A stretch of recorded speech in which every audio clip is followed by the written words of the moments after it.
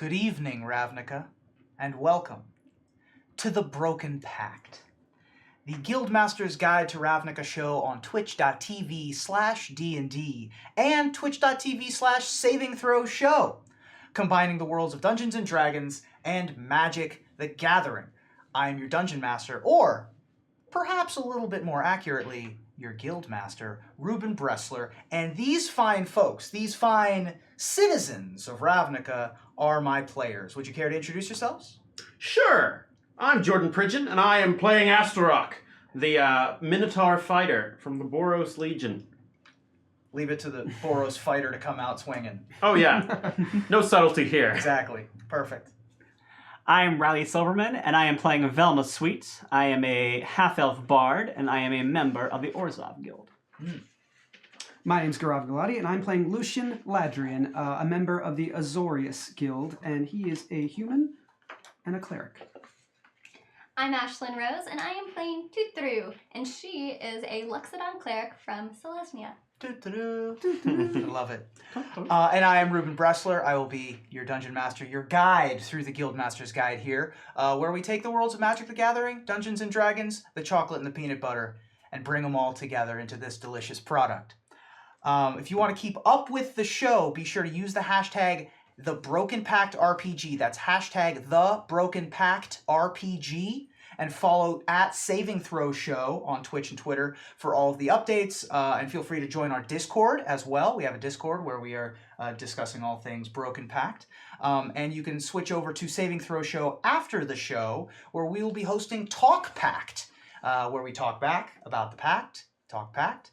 It's the official after show for the Broken Pact RPG. We'll be sitting here discussing the events that took place during the show, answering viewer questions live from the chat, making fun of each other, having a good time. So that's generally what you can look forward to afterwards. But before we get there, we have to pour ourselves a glass of our favorite smoky beverage, put on our favorite vinyl recording, and settle in for the excitement and the intrigue of the Broken Pact.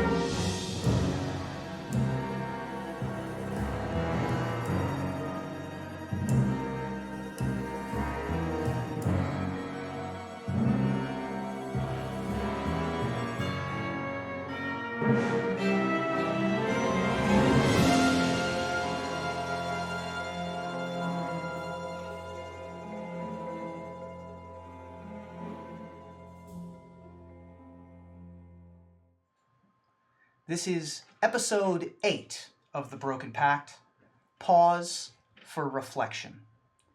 This is actually episode 0, believe it or not. This is the first time that our characters will have all met, all at the same time.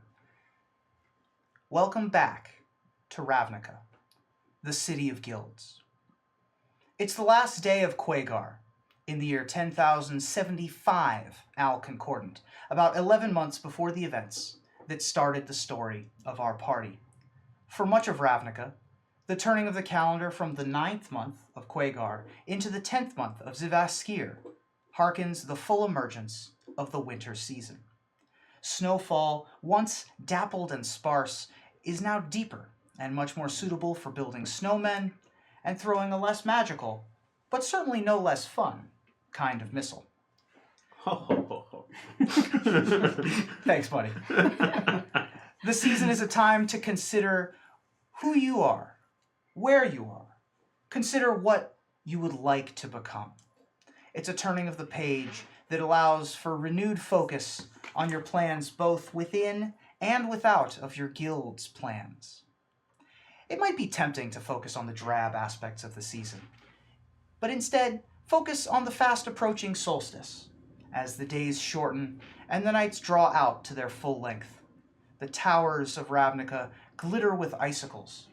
The air smells like storm winds and less like goblin armpit. The solstice fireworks could be coming any day now. They're supposed to take place on the night after the shortest day, but sometimes the Izzet Blast Seekers, they get a little impatient. It's a chance to reflect and to repose, and both remember the past and make plans for your future. It's nice and quiet this afternoon. It's fortunate that the snowfall pretty much keeps most folks inside, which has turned the world into a nice, silent, blank slate. On this fine, chilly, but not terribly windy afternoon, early afternoon, what are you folks up to today? Astarock is sort of a beat cop, basically. So at this time of day, honestly, he'd probably just be making rounds. Just kind of walking down the street. It's probably a pretty quiet day as far as things go, because this time of year people tend to calm down a little bit. Like, the blood's not really up like it can be in like the hot time of the year. So I think Astarock just makes his way around the district he works in, and it's pretty much on autopilot, basically. Sure. And you work the same beat every day. Yep. Sometimes it gets changed up, but for the most part, it's something you can almost just turn on, like, okay, start walking, and then think about other things while your feet just do the patter that you have done the entire time. Sure. Yeah. So as you're making your way, doing your rounds, you typically have a beat on the Tin Street as one of the regular beat cops up by the market stalls, and some of the shopkeeps recognize you pretty regularly. You're a known entity around those parts. You're approached by a courier. There's a crosstown courier, young man, Vidalkin, comes up to you and hands you a small note, or holds out a small note to you and says, "Are you Astarock?" Yeah, but I don't have any money. No, this is for you. Oh. He hands you a small envelope and scatters off. What's this supposed to be? It has official Office of the Guild lists, or Office of the Guild Pact letterhead, and is addressed to you. Oh, great. The suits have got something for me. Astarock opens it up and just kind of furls it out. Okay. Can you read? I can read, but it was Okay. something that I came to a little later in life. So Sure. I mouth the words as I read. Sure. And Let's explore take my that. time. Yeah. It reads, someone is looking for help finding something. Meet at the corner of Foundry Street and Nat Alley at dusk. Well, beats just walking all day. What are the rest of you up to? I think I'm sitting in my office and just filing paperwork. Mhm. It's a very normal day for me. I think at this point I'm actually in the Jalen column. I'm not in Liev yet. And as a clerk, it's just filing paperwork all day. Endless paperwork. And most people seem to enjoy this, but I'm to the point where I've done this so much that it is a little draining. Tedious. Oh, quite so. Yeah, you're aiming for work elsewhere. Yeah, I'm definitely starting to look towards another column to join, but maybe once I get through this stack, I can start filling out the form for that. Sure. So. And so you're working through your stack of paperwork and files, the endless bureaucracy of the Azorius, and you do come across in your pile something you didn't place there yourself. You find a small envelope addressed to you in Office of the Guild Pact watermarked letterhead. And I open it. And in common it reads, someone is looking for help finding something. Meet at the corner of Foundry Street and Nat Alley at dusk. Foundry Street, Nat Alley. And so near the end of your day, you find that near the bottom of your stack. Okay. I look at a map to find out exactly where it is, Mhm. and It's a bit of a trek from where you are, way on the east side of town. You obviously are working in New Prov, which might be the furthest east location in all of the 10th district. To get over to that location is gonna. I mean, Foundry Street's over in Precinct 4. That's a jaunt. And what time did you say? It was 4 or 5 in the afternoon. What time does it say on the letter? I mean, Dusk. it says dusk. Okay. Dusk. You got some time. You know, dusk is coming a little earlier, but it's not like you're in a huge rush. Interesting. Interesting. All right. I am right now. Today was the kids at the orphanage are a little bored because they can't go outside very much right now. So I've decided to take some time and go down there and hang out with them, give them some of my little stone animals that I like to carve in my free time, and kind of entertain them for a little bit. So you're hanging out with a couple, half dozen? Probably, yeah. At one of the local orphanages over, more probably in the Plaza East area. Closer to the in town. Just trying to get get your hands dirty, as it were, with the civil work. Yes, and it doesn't hurt to help. The guildless, the little orphans are our future, so as much as I can help plant the seeds of Mount Selesnya in their souls. And so you're passing out little.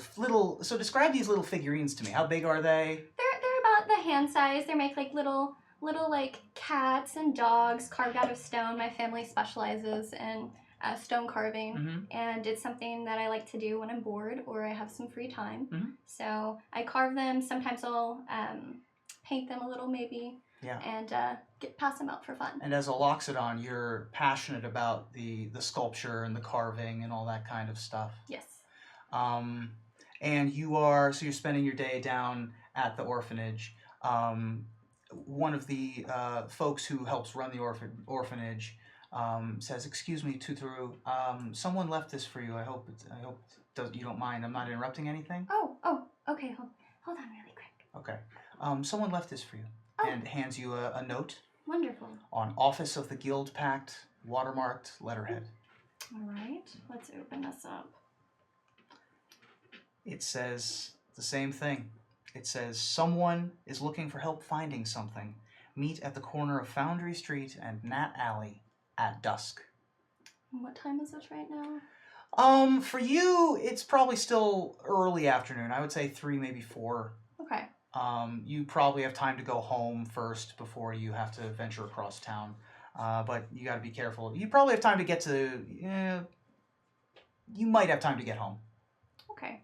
Well then... All right. Well, that's it for me today. I hope you all had a great time. I'll be back, I promise. But you... make sure you're good if you want to make sure to get your little cat statue next time. Okay. Thank you, Tuturu. Thank you, Tuturu. And all the little kids wave bye. And then as I walk out, I'll do a little, I'll cast one of my thaumaturgies to, like, give the little animals, like, little noises, like little meows. Nice. And so all of the little figurines that were passed out to the orphans make hilarious, adorable little noises as you make your way towards the door. So I think that daytime at Velma's club, it's still open. It's a 24-hour establishment because there's always someone looking to spend coin. But I think during the day, the stage is not quite as in demand as it is at nighttime. And so what she's actually done is she allows local performers to like purchase, like it's almost like having a public square available. She like doles out like stage time to people who want to work on their craft or whatever. So there's always something that way. There's always entertainment happening. So anyone who does want to drink during the day can find a spot at a bar and drink and watch. So is this sort of like an open mic situation? Sort of. I think there has to be I think she does have some level of quality control. Okay. Because she doesn't want like crappy acts like driving away customers. Right. So like if you she might give you one chance, and if what you do is like just not great, she doesn't let you back. And I think she tends to kind of go by recommendations and word of mouth. So I think she lets people like she does require someone to vouch for you, because that way if you are terrible, she has someone she can go, do not send me those acts ever again. So she has that going on. So I think right now that's happening, and what she is doing is she is in the bar kind of making sure people are getting like the drink, like the like supply orders in and stuff like that, and she's also meeting with people who owe money to various Orzhov knights and Right. pontiffs and stuff like that, and she's kind of working as somewhat of a collector, more of like if someone's behind on payments, they're Yeah. often sent to her, and she's there to like entice them to pay. Sure. So And- there's at this particular moment in time, there is a stand-up comedian performing up on the bar, trying, The you know, worst. yeah. I mean, not exactly the right place for it. There are stand-up comedy clubs around town. This Of is course there not. are. it. Luckily, microphones don't exist yet. Microphones so- don't exist, but the thaumaturgy does, and Yeah. and there are lots And of this- ways to the amount make of your stool own bits voice. that I've seen in this place, Ugh. I can't. You have no idea. I So swear, these- someone else walks in with a lyre and like. Yeah. Oh my has god! I'm so tired of liar acts. Just be a and comic starts, or and play starts liar. playing don't do up both. "Wake Me Up When Quagar Ends." Oh my god! it's Oh my too god! much. We've heard it. Yeah, It's- that's the one that's I a would bit much. contact and say not to sit in the back. So door. there's a sort of a scraggly looking half elf up on the stage doing a little bit of hackneyed. What's the worst part about Rubble Belt Raiders? It's because they're so gruel. Am I right? Hey, yeah. I don't And I get just it. Velma just like makes a note on a sheet. It doesn't say anything, but it's very much her telling the person who sent this comic her way, never again. Never again. Yeah. Sure. And meanwhile, She gave you're- him a chance because she's a half elf. She was trying to like play some love to her people, but clearly not the right. So, venue. you have a steady stream as well of people coming in. Mhm. You're dealing with your ledger of people coming in and either paying debts to you? Question mark. They're not paying debts to me. I don't like to be responsible for other people's debts financially. I don't want to be like, because I don't want someone to roll me and now I owe their money. Right. So, but she is very much basically if a knight or someone who's collecting is not getting all the money from somebody, it's kind of like, why don't you go ahead and go talk to Velma, and Sure. because she knows things, and so if someone is like behind on their debts, she's good at saying the right thing to make them understand that they had better Sure. pay. There's So she a- might be someone might be collecting debts right now, but if somebody is like a debt collector, she makes them take their own money. She Right. does not take responsibility for their Of money. course. Yeah. You're a mix of the carrot and the stick approach. Sort of, yeah. Yeah. So you've sort of got a little bit of a queue of Yeah. 2 or 3 people waiting in line. Yeah. You get done with one customer. An unfamiliar Vidalcan is next in line and sits down across from you and just sort of has an envelope and says, "I have a delivery. This is for you." Places it on the She table. looks at him and she kind of reads him, and then she takes it. And then he will get up from the chair, bow his head, and turn towards the exit. She watches him all the way until he leaves before she does anything else. He calmly, with both hands behind his back, makes his way to the door and quickly vacates the generous stray. Okay. You have another person waiting in line behind him. Do you want to make him wait a moment? No, I actually handle him first. Okay. So he'll come up to the table. He's sort of like he's a little sweaty. Like he's very unhappy with his current situation with the Orzhov, and he tries to explain to you, "Look, I know I'm behind. If you could just explain, to the folks that I just need another month Okay. of time," and sort of have that kind of conversation. She just quietly stares at him and just waits long enough to make him sweat and squirm a little bit, and then she says, "A month," you say. Yeah, just a month. That's all I need. At the end of this month, I'm getting a good windfall. I should be able to have it by the end of the month. Percy, your name is? Sorry, what did you say? Percy. Percy, yeah. Percy. How many months did you give the girl?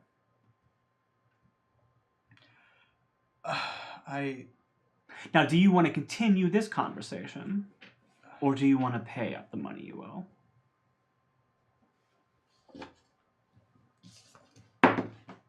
You want to make an intimidation roll? Sure. I would gladly do that. That's going to be a 12. Okay. He is visibly shaken. I look. Here's what I have now. And he pulls out a raggedy envelope that does not have the full amount of coinage necessary. But but he hands it to you. I point to there's probably like someone who's a collector for the Orzhov who comes and takes it. Yeah. It is in a paper envelope, but you can sort of gauge by. I mean, make a perception check. Okay. Yeah. Nope. That's gonna be 5. It's got coins in it. Okay. It's got coinage. Okay. Let me do another perception check on his physical body. Sure. I'm just gonna look him. I'm looking for anything on him that might be valuable. Sure. Okay, that one's gonna be a 15. You look at him, and you saw him walking up as well. So you saw, you were able to one of the first things that you gauge. Obviously, you're facing the door. You're looking for any threats that might come in. He doesn't have any weaponry on him. No bulge on his ankle. Nothing on his pocket.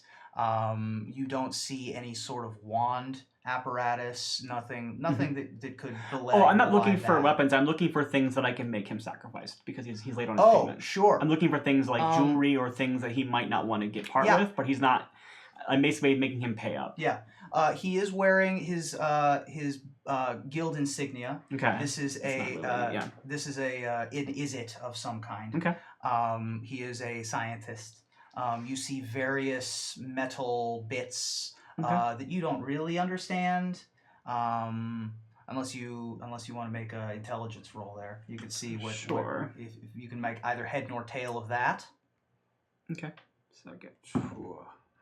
That's a nat 20. All right. That's a nat 20.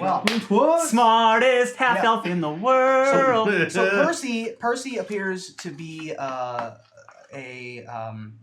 he is a practical scientist. He does work in the trenches, as it were, and it also appears to work heavily and closely with some Mysium devices. Okay. Mysium being made only by the Is-it over in Precinct 5. Obviously, over in the blister coils and that sort of area of town, Mysium is only a metal mined only by the Is-it. It is highly valued for its stability and its lack of being fireproof. He appears to have a few vials made of Mysium on his person. Okay. Here's what I'm going to say to you, Percy. I push the bag of money over to the knight that he owes it to. And I'm going to say, I see that you are well loaded with Mysium. I'm going to ask you to give that to your friend here. I'm not finished speaking. I'm going to also tell you that because you're a month late on what you owe, the amount that you already owed will, in Mysium, will fall off the back of a ledge somewhere, and you will let him know where he can collect it.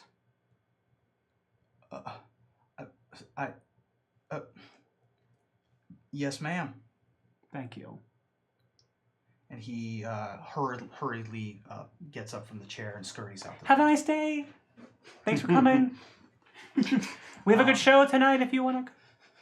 It's a great stand-up comedian. Is there nobody else in line after him? No one else in line after him. So she goes over to Tangi, who is one of the performers in the club, and she describe Tangi to me. Oh, okay. Tangi is a human, and she is probably in her late 20s.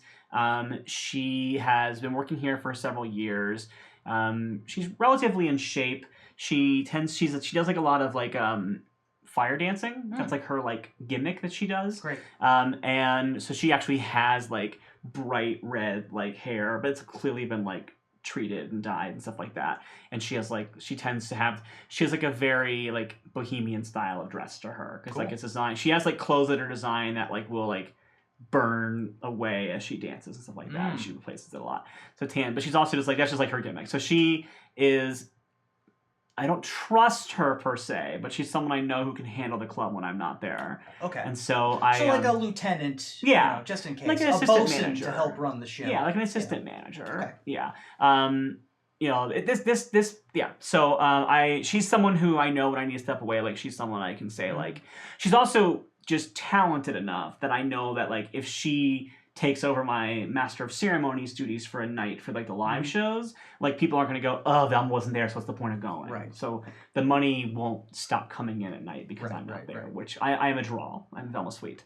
So so then once I know that's taken care of, then I step aside and actually read the note, because I assume ahead of time the note means I have to go. Like they don't send a courier to say like happy birthday. Yeah. Like she definitely understands that it means something. Right, exactly. So, And so it then she opens does. it up. Yeah. You open up the note, and indeed inside it says, someone is looking for help finding something. Meet at the corner of Foundry Street and Nat Alley at dusk. Huh. Now for you, you're on the Trans Guild promenade in Yes. between districts 1 and 2. That's a bit of a trek. Mm-hmm. You could probably get there if you left now, or you could just take an airship.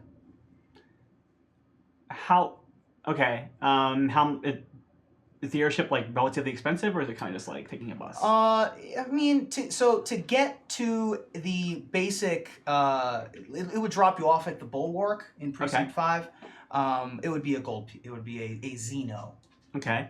The gold pieces in Ravnica, by the way, are the money is in zips and in Xenos. And for those of you who are used to playing D&D, a zip is a copper piece and a Xeno is a gold piece. So just sort of translate that in your head for this purposes. The only big difference between the regular Forgotten Realms or other systems is that a silver piece is worth a quarter of a gold piece. It's worth 25 copper pieces. So there's 4 silver to a gold instead of 10 silver to a gold. Okay. That's the only major difference. And Zip Zap Zop is an improv form. Zip Zap. It should never be played. It is forbidden from the generous stray. I will let you know right now. So I think she would take airship because if she's being summoned there, she wants or somebody wants her for something. She would rather arrive early and have a chance to like check out the surroundings versus arriving late and like missing something. Sure. So you head towards Augustin Station, which is really rather close to where you work. Yeah. How else is everyone else getting to the corner of Nat Alley and Tin Street? Or sorry, and Foundry Street. Nat Alley and Foundry Street. I'd probably just walk. Okay. The entire way. It's a long walk. And I'm probably going to put on a bunch of Azorius armor because I usually don't go out to field assignments, and I don't know what I'm going to find at dusk. Sure. It is about a 4-mile walk.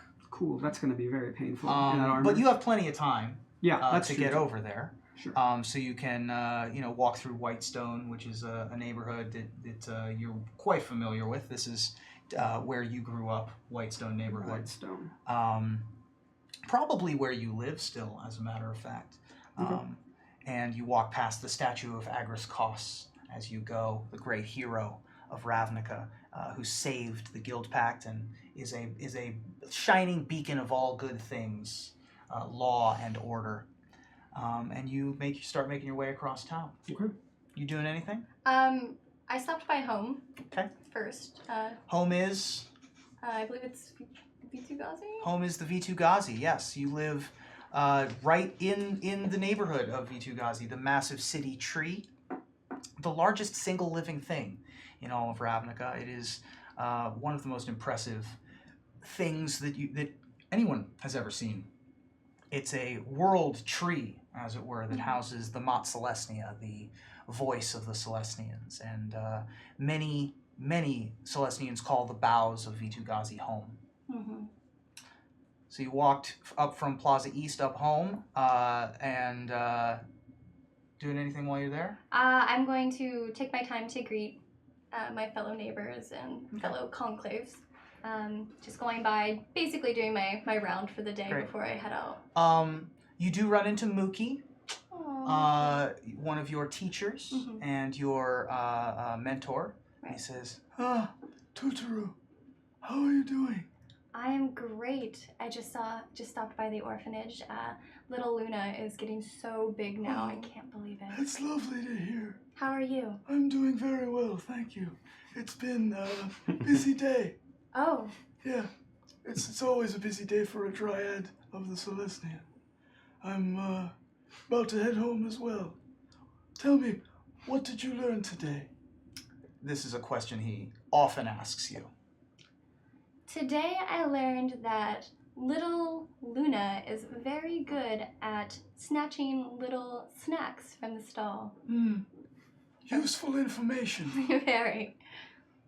Well, it's good that you learned something.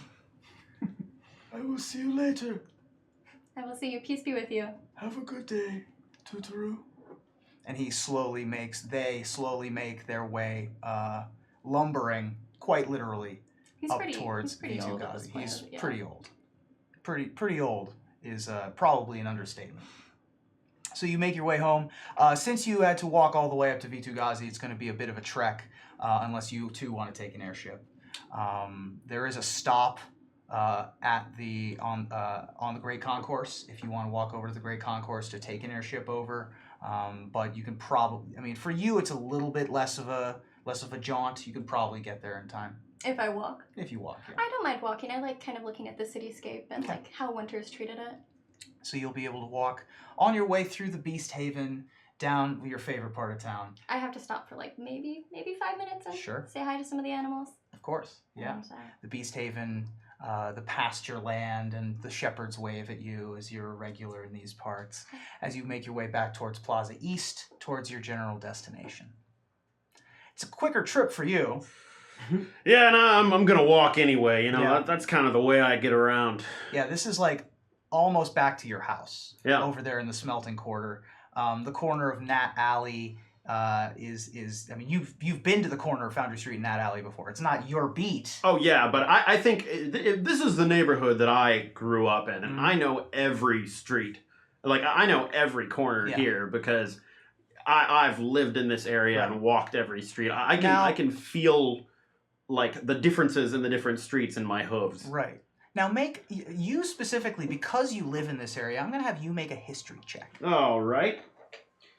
I don't exactly have that much proficiency in history, but let's see how it goes. We'll see what you remember. Well, I got an 8. An 8. I mean, you know that Nat Alley is a thing. You know that Foundry Street is a thing. You know that neither of those things are particularly fancy.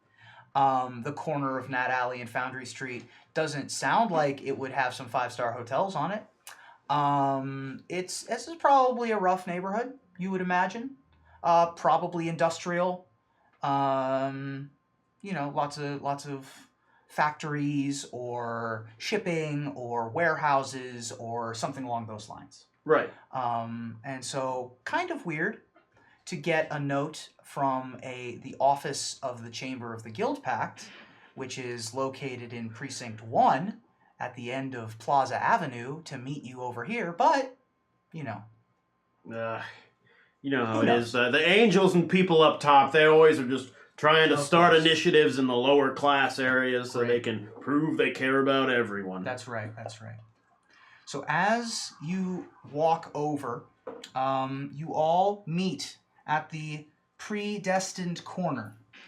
As you walk to the corner, let your players know exactly what they see as they walk up.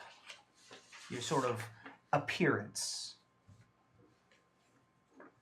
Astaroth is a minotaur who's actually he's pretty imposing. He's actually a little short for a minotaur, which still makes him decently tall for a regular person. Sure. And he wears Boros armor, but it's a little beat up.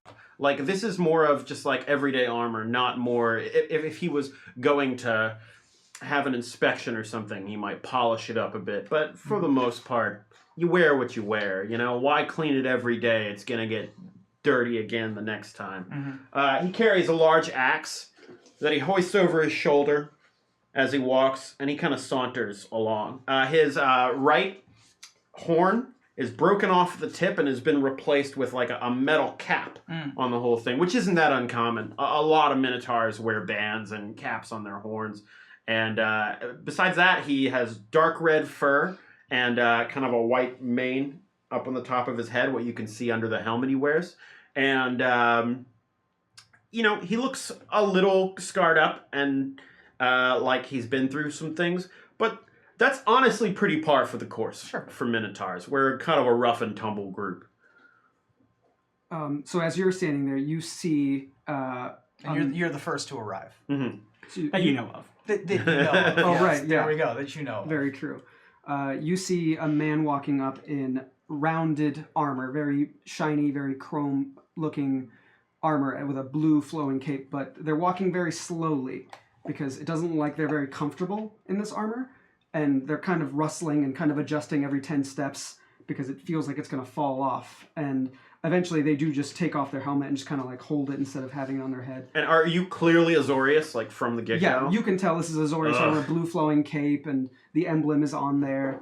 And I don't have a weapon, but I'm looking up and down to make sure. I don't know if there's street signs or anything, if they're like on the ground or anything. It's probably built into the walls. Now that you're Okay. in the area, this is definitely a warehouse district. Okay.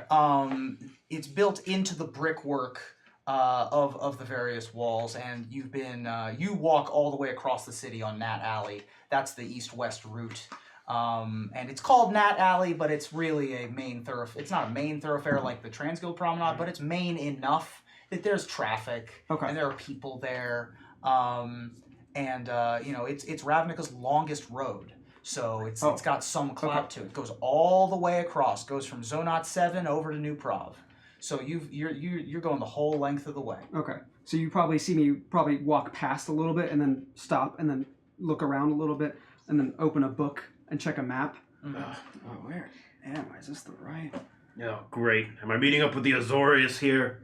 I knew there was going to end up being paperwork at the end of this. I'm sorry. And you are.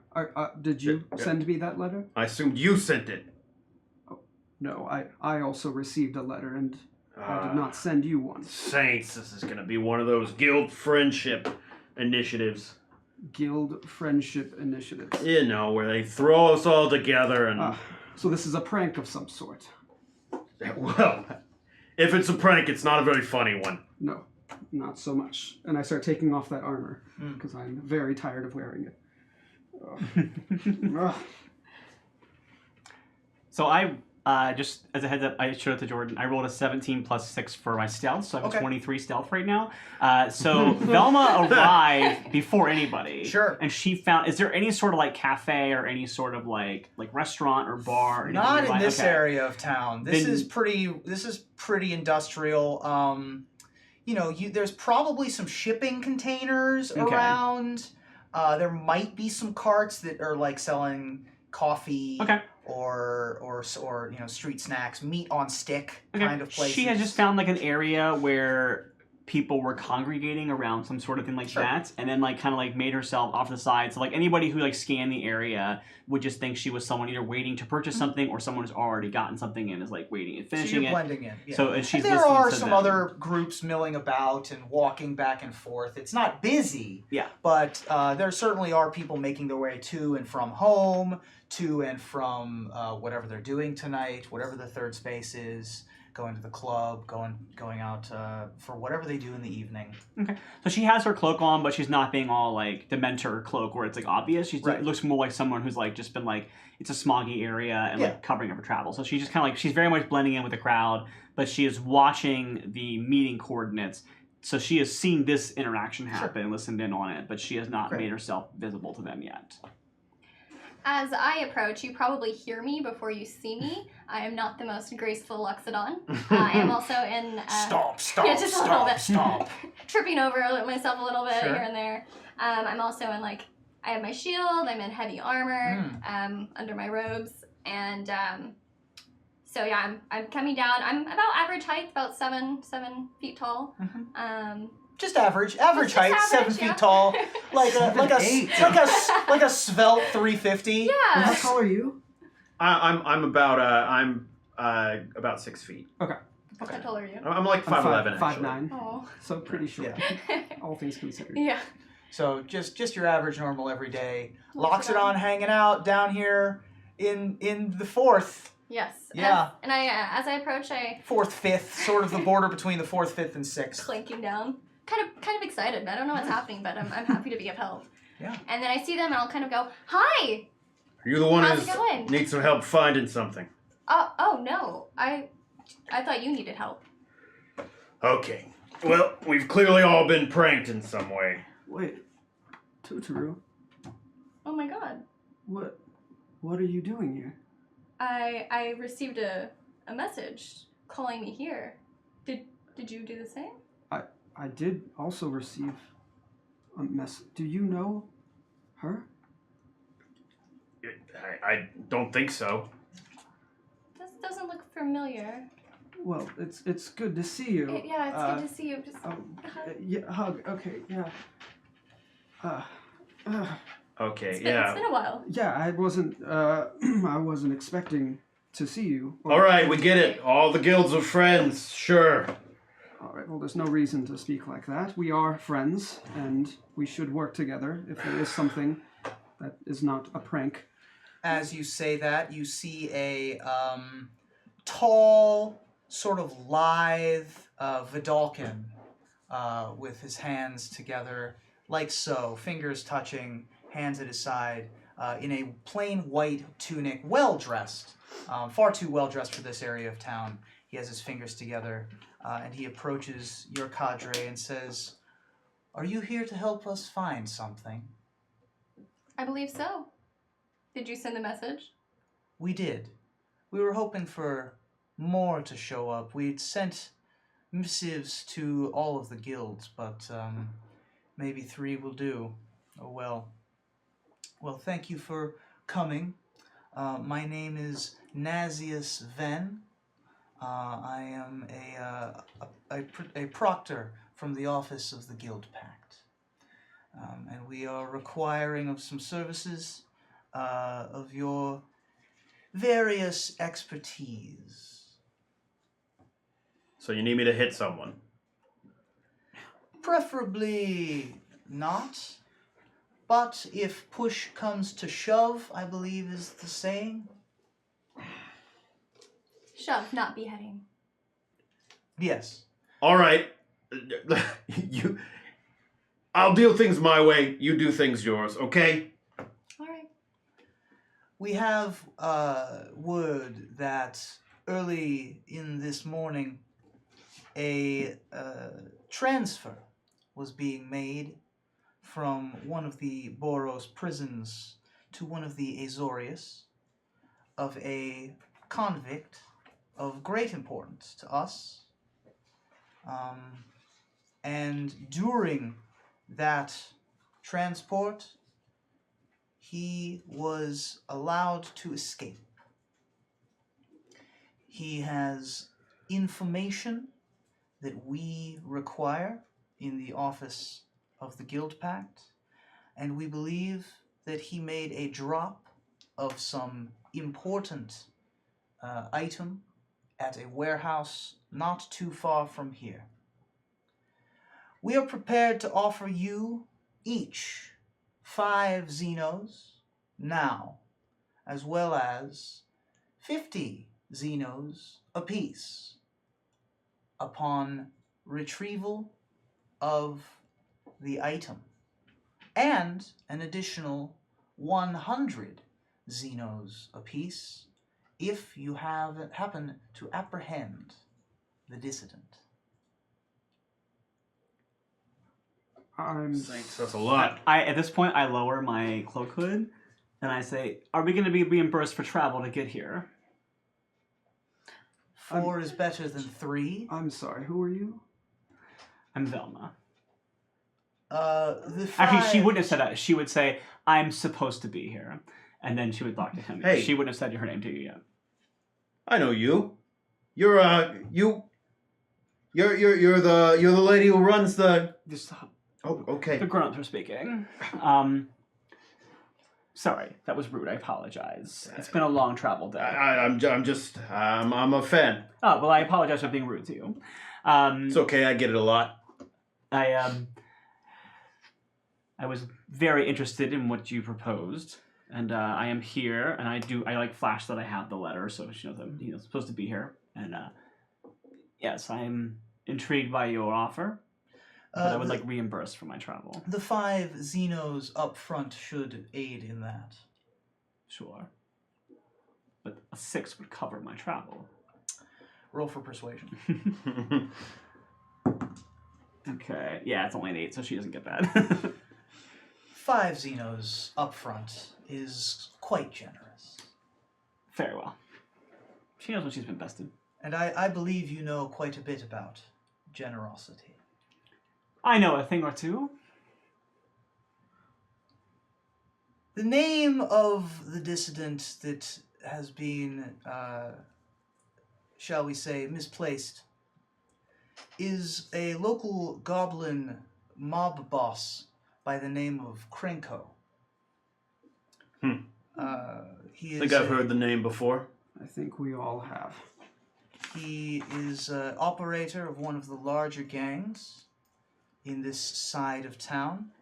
He's made a lot of enemies. He's a terrible tipper. He's also a terrible tipper, from what I understand. And he is nowhere to be found. However, we have it on good authority that he has one of his drop houses for important items near here, and one of his trusted contacts is now holed up, I believe is the saying, in said warehouse. We believe that this is where the object is located. The object I am hoping for you to find is in a strong box. Fetch the strong box and bring it to me.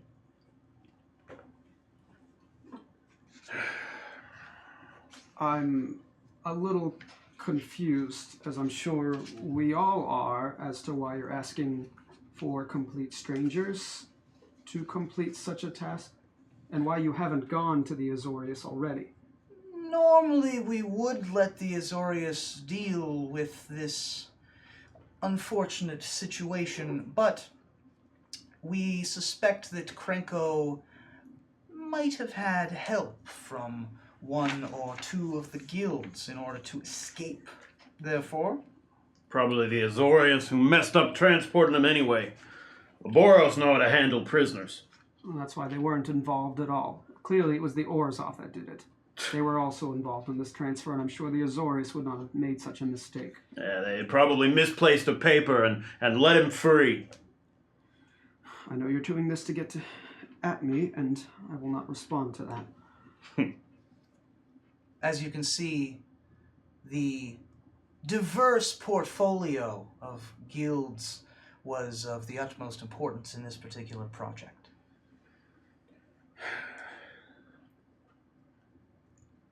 Well, I see that there's no reason we can't get along to help solve this. That's the spirit. The more we get along, the more we can get back to getting our regular work done. So I'm all for it. The show must go on. Excellent news. I will provide you with the location, and I will provide you with a location to meet me tomorrow evening with the item. Are we agreed? It's not every day the office of the Guild Pack asks you to do some breaking and entering. I guess we'll have to enjoy the opportunity. I recommend lowering your voice when you say statements like that. Oh, come on. It's officially sanctioned. Who's gonna give a crap? Official sanctions don't tend to have us meet in dark alleys beforehand. Well, I don't do many meetings in dark alleys, okay? And let me add that while the office of the Guild Pack may have sanctioned this, the ears around us did not, and I guarantee that Krenko has many allies in this area of town. Well, that's good for us. We find one of them, get a little information, and... It is important to us that your team not interrogate any of those therein. Your job is Why am I here? simply to retrieve the strongbox and deliver it back to me. Interrogation is discouraged. All right. Can I try to get a gauge on his emotions right Sure. now and like how he feels right now? Yeah. He's coming off. Are you using a spell, or you just want to do an insight check? Just an insight check. Give me an insight check.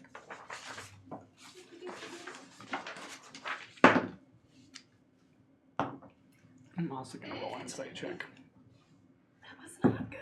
Oh, that's Ooh, not rolling great. DC is not very I high got because I my rolled 10. bad. Okay, 10's good enough because I rolled I had a 7. I rolled a literal 1. Oh, hey! Hooray! So mine wasn't too bad after all. So I didn't rolled a roll, but I 7. still probably made it. Yeah. Nazius is I wouldn't say he's shifty, but he is certainly An alley, like, he's yeah. certainly hiding information that he's not telling you about something going on here. He is when specifically you began asking about interrogating people that you found, his eyes quickly shifted back and forth to try to solve that situation before it became too much of a topic of conversation. Mm-hmm. Okay. And obviously was not happy to answer questions as to why that was. Right. And Velma's going, well, now I'm interrogating everyone. Like, literally everyone. Are we? You there, shoeshine boy. What do you know? Yeah, my memory's not too good. What do you know now? What? Do you remember the girl? I don't know. I don't know things. Roll for hilarious Dickensian references. Oh. All right. Now 20. Actually, I said 19. 19. I got a 19. Okay, So well, pretty that's- good. That's What's- almost Tales of Two Cities. We can What's do my it. skill for Dickensian? For Dickensian Yeah. humor? Yeah. Would that be charisma? So Plus 3? 22? it feels like it would be charisma with your survival modifier. For Yeah, for Dickens, yeah. Okay, So 25. Nazius. A boy brings me a goose. One as big as him. You, sir. Biggest in the shop. Nazius will look at you all and say, "I think we all have an accord here. All right. We understand each other. You have 24 hours in order to do the thing that I have asked for. You are to deliver the object to a granary up further from here in the North Tin Street area in Precinct 4. And he will give you the address just outside of the Red Wastes in Precinct 4.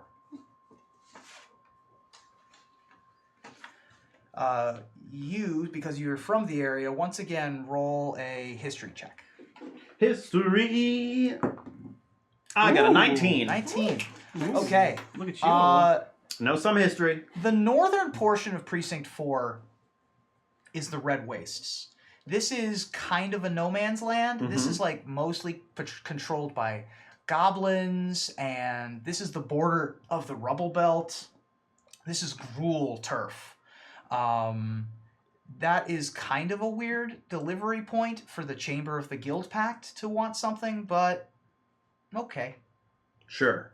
I probably feel a little more comfortable there than the rest of the people For here. sure. Yeah. A Minotaur, and I'm ethnically You're more likely to see other Minotaurs up there than, yes, you and know. my particular line of Minotaur are also often associated with the Gruul. Yeah. So I speak Goblin, and have probably dealt with people. Good. In there. I speak Goblin Great. too, I think. Really? Yeah. Ooh, that should come in handy Wow. on this mission. Can't wait. The Azorius actually sent someone who speaks the language. That was very thoughtful of them. Hey, So you are now in this alley. I can speak Goblin if I need to. You have the location. You have the address. It's about 15 blocks from here. It is in the on the border of the smelting quarter. And you know where it is. It's a little bit further away. Right now, you're pretty close to the Gore House. Not exactly the nicest part of town. But this is sending you sort of a little further away, further into the smelting quarter. With a name like the Gore House, it's got to be somewhat Rakdos connected. It's a bit Rakdos connected. A little yeah. Rakdosy. Do you want to go find out? can I talk to Nazius a little more? Sure. Nazius, pardon my somewhat random questions, but what guild are you associated with? Oh, we are not. I'm not associated with the guilds. I work out of the chamber of the Guild Pact. Do you have any identification? Absolutely.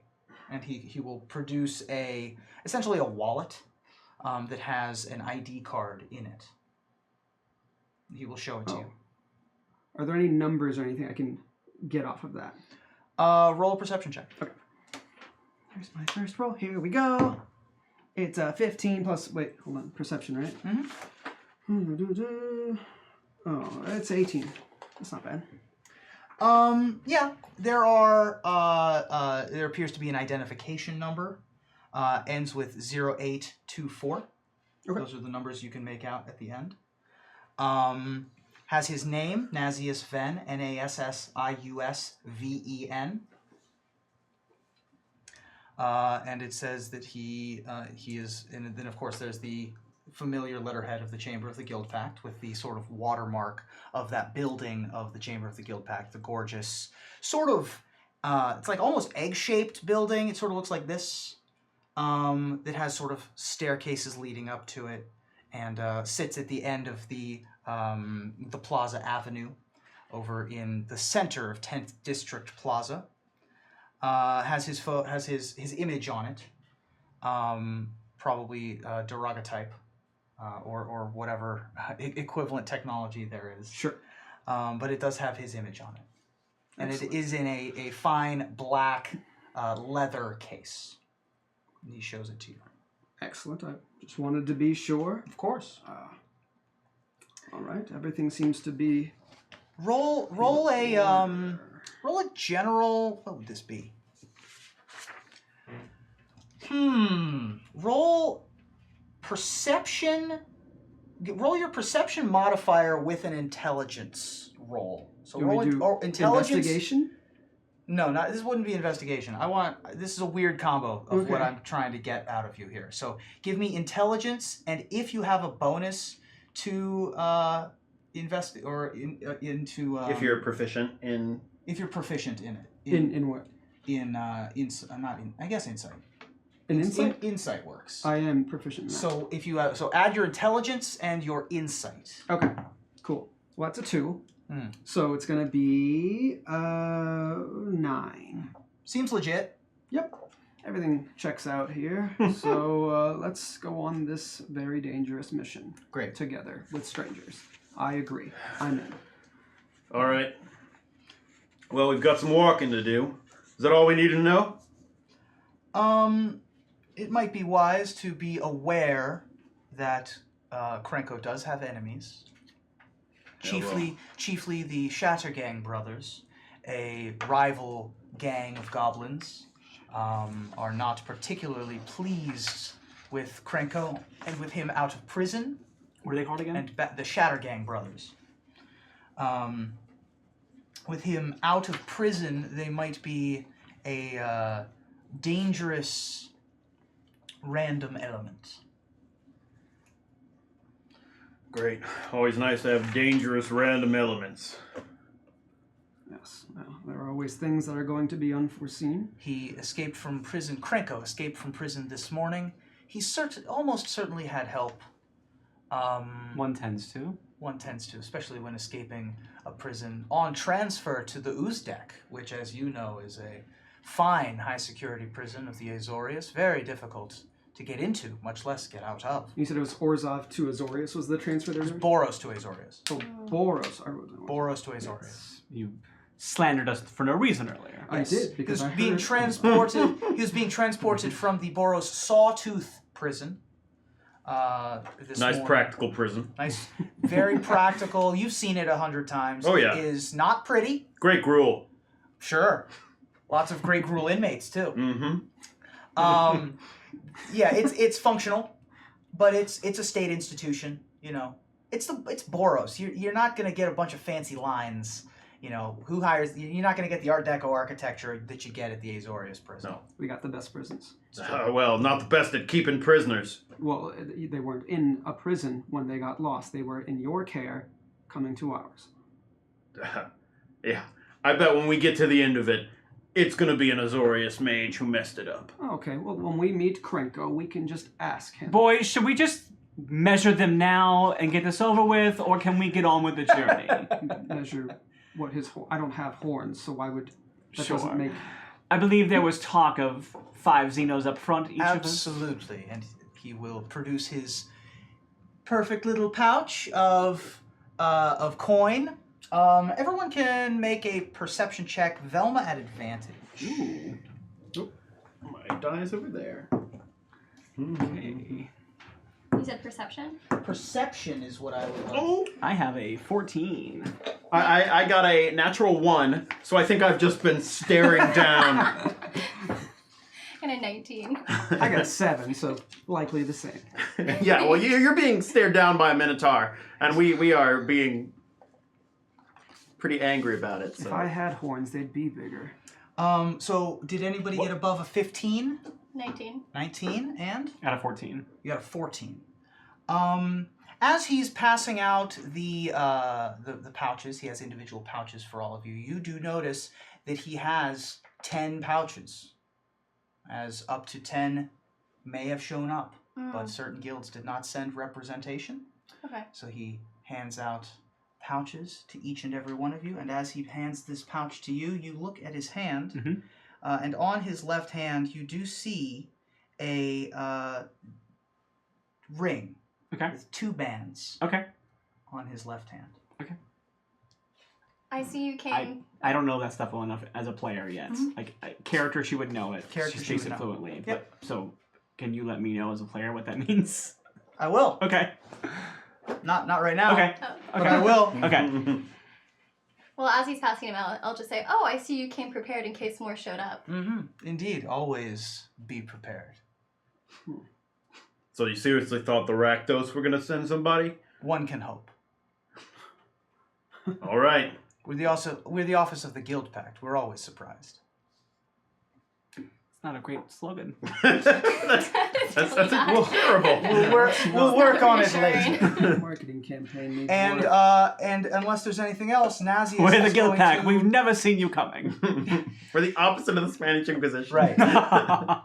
So, unless there's anything else, expect Nazius nobody. is going to make his leave, and you all have 24 hours if you need it to plan or do what you think you need to do.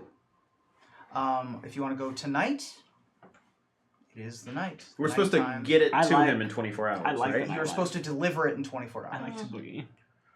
Yeah. Well, we've already traveled here, so at least one of us at cost. So I feel like it makes sense to continue on where we are now. Snowfall, by the way, is pretty regular at this point. It's that nice muted sound of when snowfall is falling regularly on the ground, maybe 2 or 3 inches, cover the eaves and the streets and the cobblestones of the area that you're in. In the time that you've been standing here, most of the hustle and bustle of those moving in one direction have started to change into, you see more festive garb, much more sort of goth attire, people looking like they're ready to go out, headed towards the Gorehouse district, ready for their nightlife. In more ways than one. As the snow falls and continues to sort of make a blank slate upon the world, you all sort of take a moment to think about the season and your recent coming into this plan. And some of you have specific memories of other things that have happened in your recent past. Some that, maybe it's the smell in the air, or maybe it's the association with a truly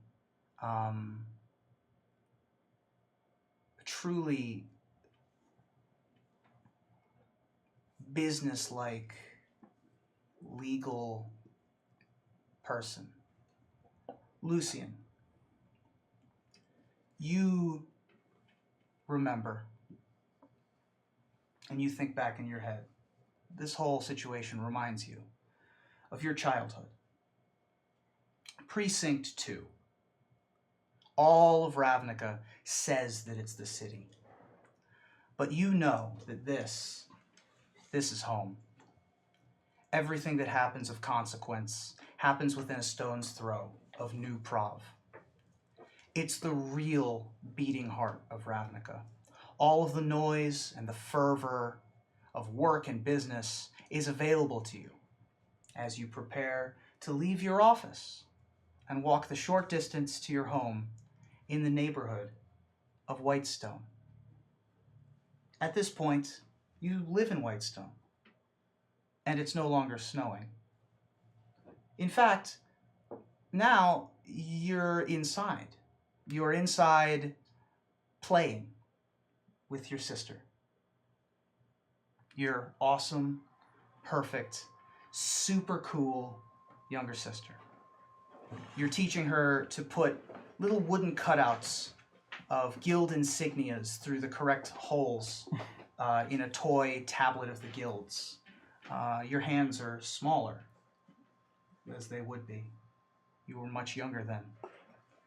But her hands are even smaller still, so you help her out. And she smiles at you. And you could never forget that smile. Suddenly you're inside of a skylift. You're a little older now. You look at your timepiece to make sure you're not late, and you can see that your hands are bigger than before, but certainly not full grown. Your heart plummets to your knees as you ride the Is-It device powered by rockets up the elevator to the top floor, where your suite is. Your family's suite is located on the top floor of the Imperial Towers, overlooking the hollowed fountains and the Azorius chanceries of New Prov. A homunculi butler takes your helmet as you walk in, and you stride down the hall lined with portraits of all the matriarchs of your family, all the history of your family, and all the women of your family who've become senators. Long line of women in your family.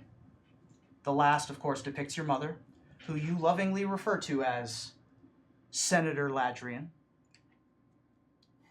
The painting, of course, scowls, as is befitting an Azorius senator.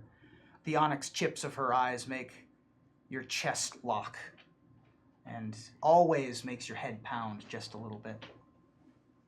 You stumble your way into your mother's office. Official papers cover her desk. There's a small portrait of your family on the desk. You, your mother, your father, and your sister. A perfect picture of a perfect family. She's reading one of her reports. She does not look up she does not look up when she says, "Lucian, report." Lucian? Don't have to talk to me like that, Mother. While your sister was sky-gazing, or whatever foolishness she was up to, I hope that you adequately assessed if any of the Boros Sky Knights are attempting to use the Millennium Platform illegally at the operational base. I did, and it does not seem to be that. Where is your sister, actually? Have you seen her today? I don't believe I have, no. Send after for her, yourself. I have busy things to attend to. I have questions for her pertaining to her betrothal. Her betrothal. Right. Of course. Anything else, Mother? Nope, that will be all for now. You would expect your sister to be home. She would probably be in her room. Then I'll head that direction. Okay. You walk to her room. Is she there? The door is closed. I will knock on the door. No response. I see if it's locked. It is not locked. I open it. It is unlocked. You walk in. There is... Not only is your sister not in there, there is nothing in that room. Her things are gone? Things are gone. Everything's gone. There is nothing in that room. Is there any sign of like a kidnapping or anything, or is it like... It's empty. Just empty? Just empty. Then I probably return to my mother and tell her what I found. She is back in that room. She's not there. Everything's gone. Who's not there? My sister. Your daughter. Are you feeling all right? Is this some sort of joke? You look back on the table where there was the family portrait. And now there's your father, your mother, and you. Lucian, what's wrong? You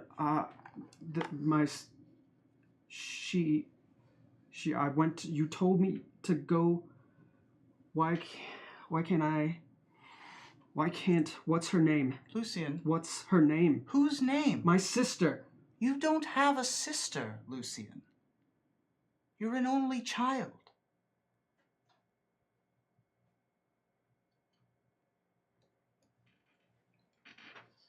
You can't remember her name. Why can't you remember her name? I don't know. You think for a moment. Make a history check. 14 plus 4. 18. You can't. You think you have it. It's on the tip of your tongue, but it's not. It's not there. You think it might have begun with an L? Maybe? I think I want to go back to her room and just scour everything, tear it all apart. If there's anything left, find anything. There's no furniture. You start tearing up the carpet. Beneath the carpet, there's tacks and hard wood. You scrape at some of the paint on the baseboards and the walls. There's no shred. What a strange sensation. But you could never forget that smile. You could never forget that smile. I know she's real. I know she's real. A shard of sadness passes through you, of having lost something, but you can't recall what it might be. You shake your head, you rub your face in your hands, and when you take your head back up, you're outside again, and it's snowing. And you're there with your compatriots. Maybe the season's getting to you. You all right? I'm perfectly fine. Thank you for asking. Now, I'm not very familiar with these streets. I'm sure you are, and I will leave it up to you to lead us to this All right. location. Well, don't fall too far behind. The faster we do this, the faster we can get back to actually getting our regular jobs done. Agreed. Okay. So you guys are going to be following the directions set forth by Nazius. Make a survival check at advantage. 'Cause this is your neck of the woods, friend. And I'm pretty decent at survival. So the first one's a 5, so let's hope the advantage really works out there. And then it's a 10. 10 total? Yep. Really know the area. You know, I know the area, but everybody has off days. Right. I mean, you feel like you know the area, but like this area of town is real confusing. It wasn't built planned. People just sort of started building buildings. A lot of Ravnica is like this, where it's just like, oh, that's a space that is slightly big enough for a building. Let's put something there. Except for in this part of town, in the smelting district, in like near Gorehouse, it's constantly being stacked on each other. Sure. And so you have this sort of disheveled box neighborhood. And it's not even just getting lost in 2 dimensions. Sometimes it's getting lost in 3 dimensions, and it's very difficult. It's very easy to get lost. Sometimes people will just like put up a like stall for something, and that'll kind of grow into blocking off the alley, and a new street will kind of form off to the side. Now, far be it from me to suggest that a minotaur just got lost in a maze. Oh, whoa! That brings Wow. up some real like cultural That's sore a, spots. that's a Wow. deep cut. Yeah. Yeah. Wow. It wasn't us, You so- just said that Yeah. out loud Yeah. like that? I did. I Like, know. God. You know what? Minotaurs like mazes a lot. Yeah. Yeah. Mhm. What can I say? Who But- doesn't like mazes? Let's be honest. Yeah, a mazes are challenge. great. We feel most comfortable in Labyrinth's mazes. less good because there's no end to them. Yeah. That's the major. Isn't the main difference labyrinth the between them. Minotaur's thing? Like, Well, that's The labyrinth is the The minotaur. labyrinth was Yeah. used to trap the Minotaur. That's fair. Right. So That's fair. And just as so, you're sort of you're sort of trying to remember what direction to go in. You're Alright. this is a bit much for you. You know, you've been in areas like this before. You definitely remember being in areas that are complicated like this, buildings surrounded by big brick buildings. I stop at one of the intersections, just kind of like tap my axe on my horn for a little bit, and just kind of like. Is that how you lost it? It takes a little bit more than a tap from an axe to lose a Minotaur's horn. All right. And as she asks that question, and as you're tapping, you find yourself sort of losing focus. Astaroth, Precinct 4. All of Ravnica says that it's the city, but you know this. This is home. Everything that happens of consequence happens in the shadow of Sunhome, the fortress of the Legion, a shining beacon of justice. This is the real beating heart of Ravnica. All of the pleasing din of battle, the clanging of swords, and the battering of shields, all through the day and all through the night as more swords and shields are made. The protection and the order is available to you as you prepare to leave your station and walk to your place in the bulwark on the south side of the precinct. The Boros Guildhall gleams in the sun as the winter light reflects harshly off the structure's imposing visage. Times aren't easy. You're trying to be better, but money's hard to come by. So you do what jobs you can. You're doing loading and unloading at the warehouses in Wayport. Make a few house calls every now and then, just in case, some folks might need some reminding of who owes people money every now and then. You even picked up a couple performance gigs along the way. Do what you can to get by. But the best breadwinners are the fights. The Orzhov love a good show. And boy, does that Minotaur Aster have a mean streak. It's tough to remember exactly what went down that night. You remember a warehouse like this, like around here. You remember maybe a basement.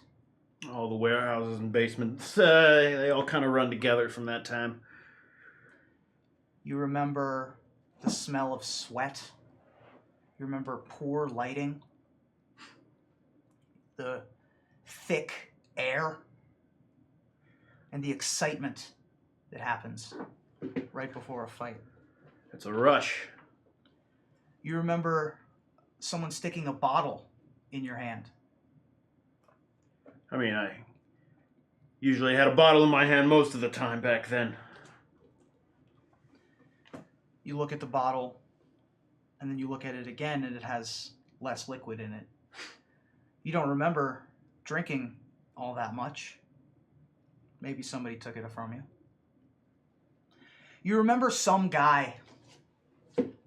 It's tough to make out the details of his face. You try to remember, though. Make a history check. History! So Ooh. that is a 17. He is a fat man. Heavy face, folds, slicked back, very thin, slicked back, sort of dirty blonde hair. Human? Human. Almost not. Almost not. Nobody looks gross like a gross-looking human. Yeah. He's a gross-looking human, that's for sure. And you remember him in your face. And you remember him grabbing one of your horns. And you remember him saying, "Remember, make it look real." All right. I can make it look real, all right? Look, I can take a punch. Do it. You remember the crowd clapping, egging you on. You remember the cold stone floor. You remember the spotlight above you. From that point, it gets a little hazy as you look at the bottle another time and, well, there's nothing in it, so you drop it to the floor. Yeah, I'm fine. I'm a Minotaur. It takes a lot to affect me. You know, I just want to have a good time. You remember being shoved into the middle. You remember a human. A big one. Big mustache, shaved head, bunch of hair on his chest, almost built like a Minotaur. Almost. Big bushy eyebrows, no horns. Real flaw, if you ask me. And you remember fighting him. Roll for initiative. Oh, it was on a 19 and it just rolled over onto the 3, which makes it a 4. All right. So you come out of your corner, and it's hazy. It's the din of the crowd and the noise, and everything is so distracting. Come on, big guy. And he comes at you. He's going to go first. Does a 14 hit. A 14 does hit. 14 hits, all right. So he cocks back and hits you right across the chest as he deals you. Find this one. 3 bludgeoning damage as a fist makes its way across your chin. But you've been punched before. You can take a hit. What was that, huh? Oh, we having fun here now? All he does is laugh. My turn. And I'm gonna. So Astaroth charges at him and just swings his fist at him and brings his horns down while he's doing it. Okay. Roll for attack. Where am I? Oh, it's already over there. All right, so I'm just doing an unarmed strike in this one. Yeah. No weapons in this one. Well, that is a 16. 16's gonna hit. Okay, so that's a 4. It just says 4 bludgeoning. Okay. Yeah. Just It just does says 4. Because it's unarmed, right? because it's unarmed. Yeah. Yeah. Right. Usually it's 1 if you're like a human or something. Yes, but and because I'm a Minotaur, I have hammering horns too, which means that after I hit someone, I can, as part of the attack action, I can shove that creature using my reaction. Great. So just caught up in the moment, Astaroth just jams his horns into him and just pushes him away, like in a full display of force. He has to make a strength saving throw. Great. DC 13, and if he fails, he gets pushed 5 feet away He from me. fails, and so he is pushed into the crowd, who is cheering, and he sort of is a little bit taken aback by that, but the crowd pushes him, is ready to push him back into the middle, and on his turn, he's ready to take another swing. That's a 15 on the dice. So that'll hit. That'll hit. 2 more damage. Come on! As he cocks you across the chin with his elbow, that one sort of rattles you a little bit. You get a little bit hazy. You're starting to see a few stars. You look around, and you can't see the walls really behind the audience. The crowd is cheering and bright under the spotlight. The background contrasted with the background, and as you sort of try to refocus, you start beginning to see a little bit of red in your eyes. I'm just gonna charge at him full on and just jam my horns and start, just smash in with my fists into his stomach. That's a 19. Yeah. Yeah. So that hits. That hits. And are you crit on a 19? Yes, normally, but only when I'm using a two-handed weapon. I see. Yeah, certainly not using a two-handed weapon. No, I'm just It's a two-horned weapon. It is a two-horned weapon. using these weapons. The weapons using those guns. But nonetheless, you do get in there for damage. How much do you deal? Actually, so I'm attacking with my horns this time. So that's 1d6 plus 3. Nice. Which will be 6. Okay. And that's piercing damage. That's piercing damage. And So, he yeah, does get pierced right in the abdomen. He's got a big gaping hole right in his side where his it's sort of like a love handle, but it's a muscular love handle. What are these called? The Altoids. The muffin top. I think these are he's got a big hole right in his muffin top. Oh, And, the muffin Yeah, well pan. now... It's the hard muffin pan. Yeah, well, the man could stand to lose a little weight. that's right. You say that out loud? I'm saying it, but it's all just like slurred. Yeah. You think you're saying it in your head, but out loud it's like, Let's find out what you had for breakfast. He responds in kind and stares you down and says, "You're no match for me, boy." That's an 18. That'll hit. So he's going to deal you an additional 1 damage. As damage. He does get in there on you, but he hits you very hard, but in a very safe place. Sort of like in the pectoral muscle. Right. And it doesn't really cause the amount of damage he hoped. He hit you like the broadside of the barn that you are, but not a ton of damage.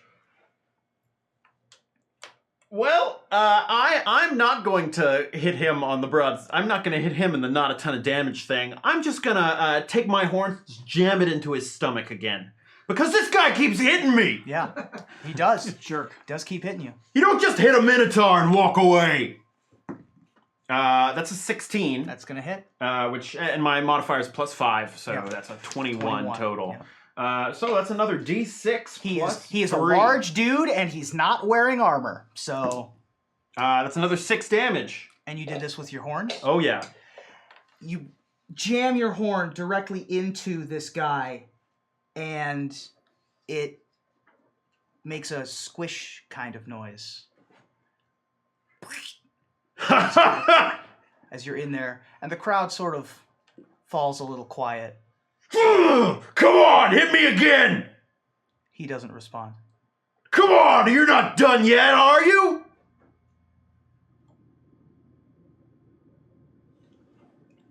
I'll pull my horns out of the man's stomach. You pull the horn out, and he collapses Get up! onto the floor. Come on, get up!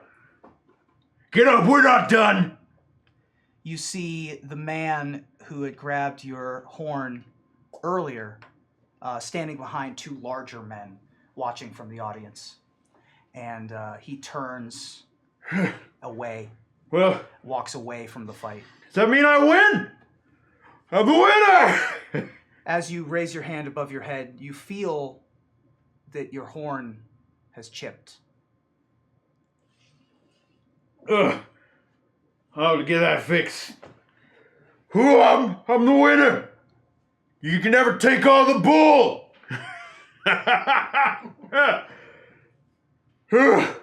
Somebody give me a drink! Everyone just sort of stares at you. I said give me a drink! Come on, who's next? The crowd starts to disperse after the fight. Some money has changed hands. The man stays motionless on the floor. You humans could never take a hit. That's the problem, you know? When you're raised like we are, you know how to take a hit. And it's at that point that the red sort of fades. And you realize, you remember, you made it look real. It was real. That's what I said I'd do. Oh, saints. Suddenly you're back in your quarters, your house. You've sobered up a little. Looking back, it's obvious. You were supposed to throw that fight. You were supposed to lose to that guy, but instead, you killed him. Or so they say. You can't really remember. And now what was supposed to be just another side job has indebted you to the wrong kind of people. All right. Put your hands on your head, cover your eyes, think about your future. And when you take your hands back off your head, it's snowing. You're back on the street. Okay. I think I know where I am now. Got a little turned around. Sure. Make another survival check at advantage. It rolled all the way over there. How? But how? That was a 20, not natural. Dirty 20. That was a dirty 20, and that's the one that's gonna work. Okay. That is going to lead you in the right direction. This is probably a little bit later, maybe 9-ish, 8 or 9 at night. You've now found the warehouse. This is the place. I tap on the side of it with my axe a little bit. By all means, let them know we're here. They're gonna know we're here pretty soon anyway. Are we planning on announcing that? Well, we're gonna break in and steal their stuff. Break in. How else do you assume we're gonna get in this warehouse and take something that they don't want us to have? Well, I'm a member of the Azoria Senate. They have to let me in. And they say the Azorius don't have a sense of humor about anything. If you both boys are done, sorry, go ahead. No, I was just going to give you a lay of the land, but if you have something else to add, I apologize. No, I was going to say, are both of you gentlemen done bickering yet, or do you want to actually do this job? I think we're good for a little while. Might have a little more in me if you give me some time. Okay, I cast. So I like pull out my fans and I kind of like do a little bit of casting, and I cast. I'm actually ritually casting Unseen Servant. Okay, so ritual cast means that it takes an extra. It takes me how much longer? I think it's 10 minutes. 10 minutes, right? Yeah. Plus the casting time. So 10 minutes. So so 10 minutes plus an action. Yeah. So I did the action, so I just don't burn a spell slot by doing it. So you have an unseen servant. Yeah, so I have this little figure. It is invisible. It has AC 10, one hit point, and strength of 2. And basically, it doesn't attack, but basically it can fetch and like do little tasks for me, basically. Great. So I do that, and then I look around for any sort of like window or anything that they can like slip into the building with. So, it can't move more than 60 feet from me, but... Everybody make perception checks, if you would, please. If you have dark vision, you can make yours at advantage. Yes. 19. Natural 1. Which is actually a dirty You don't 20. see anything. 14. 18. 14. Okay. I'm Plenty blind all good of a enough for sudden. you guys to figure out.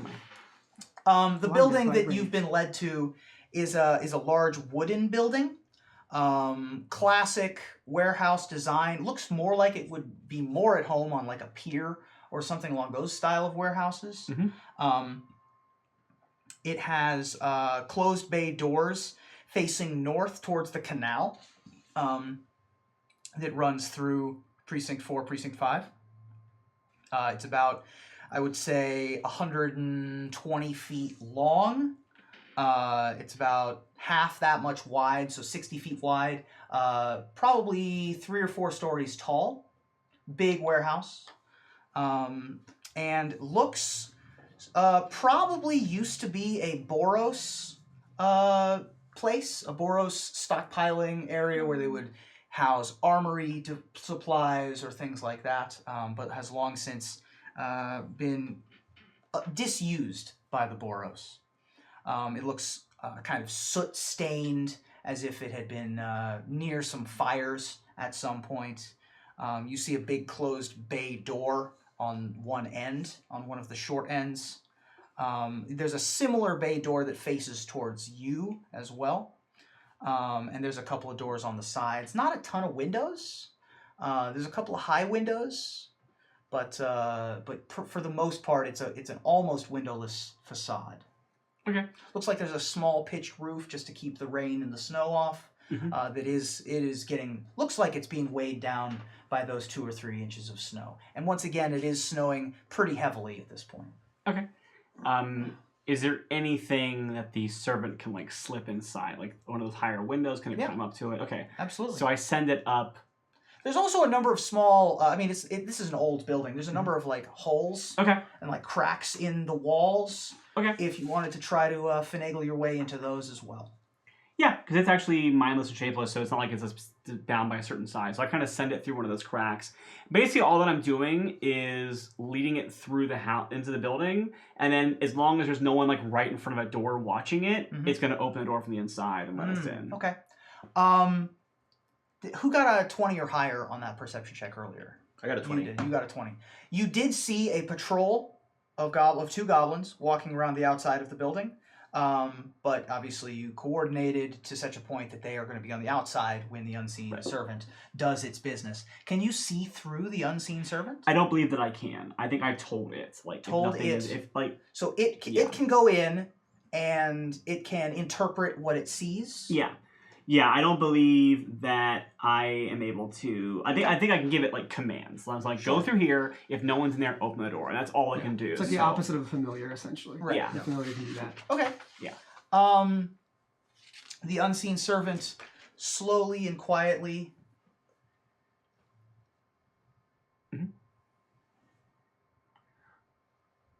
and begins making its way towards the warehouse, makes its way into a crack and sort of shimmies its way through a, maybe a 2-foot tall triangular crack that it was able to make its way into. After a couple of minutes, maybe 2 minutes, comes back outside and stands in front of you. Okay. Let's open the door. It stands in front of you. Okay, but how did it come to me? It came back out the same way it came in. Okay. So I can't. It's there's something inside. We can't just walk on through. We can't just be let into the door. I'm gonna let it sit for now because its duration is for an hour and it just waits for my next command. So I have no more commands for it at this point in time. Sure. Okay. So we can't just go right through the door. We have to find another way in, or we have to be prepared for I a could fight. go right through the door. It's not going to be particularly subtle, though. Yeah. I would prefer, if it's up to me, now I know that you all have your own ways of doing things, I would prefer to not allow Krenko's organization to know that they have to go to ground immediately. All right. Right now they feel that they have, I believe they feel that they have gotten away with something, and we don't want them to know that we are already on them. Okay, you make a good point, but remember it's an option, all right? If we start running out of time, we can always just break things. Okay, good to know. Breaking things is always an option. Yes. As you are standing there, you see 2 goblins from the inside open some of the doors and replace the watch. Okay. And new goblins are now on the watch. Oh, we just missed that chance. Great. Well, I mean, if there's more goblins, that doesn't mean we've lost our chance. I could ask them very nicely. That's sarcasm. I would not be nice about it, but I have ways of making people talk. So if we could capture alive one of them, or both, it's one way to find out where they're keeping this lockbox of sorts. Actually, this might be our best time. If they just switched out their patrols, and no one's going to be expecting to hear from these goblins for a while. Right. It's true. That's what you It's think. rather clever, actually. Kudos to you. Well, I've spent some time on patrol myself. What's your name? Astarock. The Fighter. Well, a little less fighting these days. Quite. At least Very well. Unsanctioned fighting.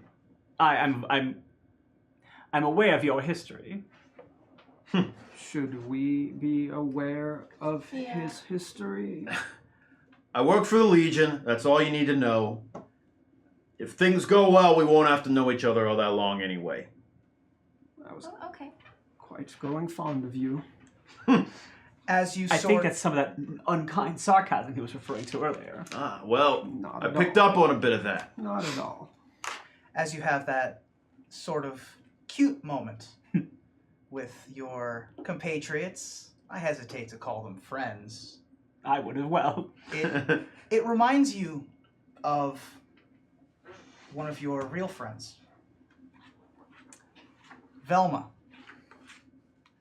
the generous stray, sitting on the border of precincts 1 and 2.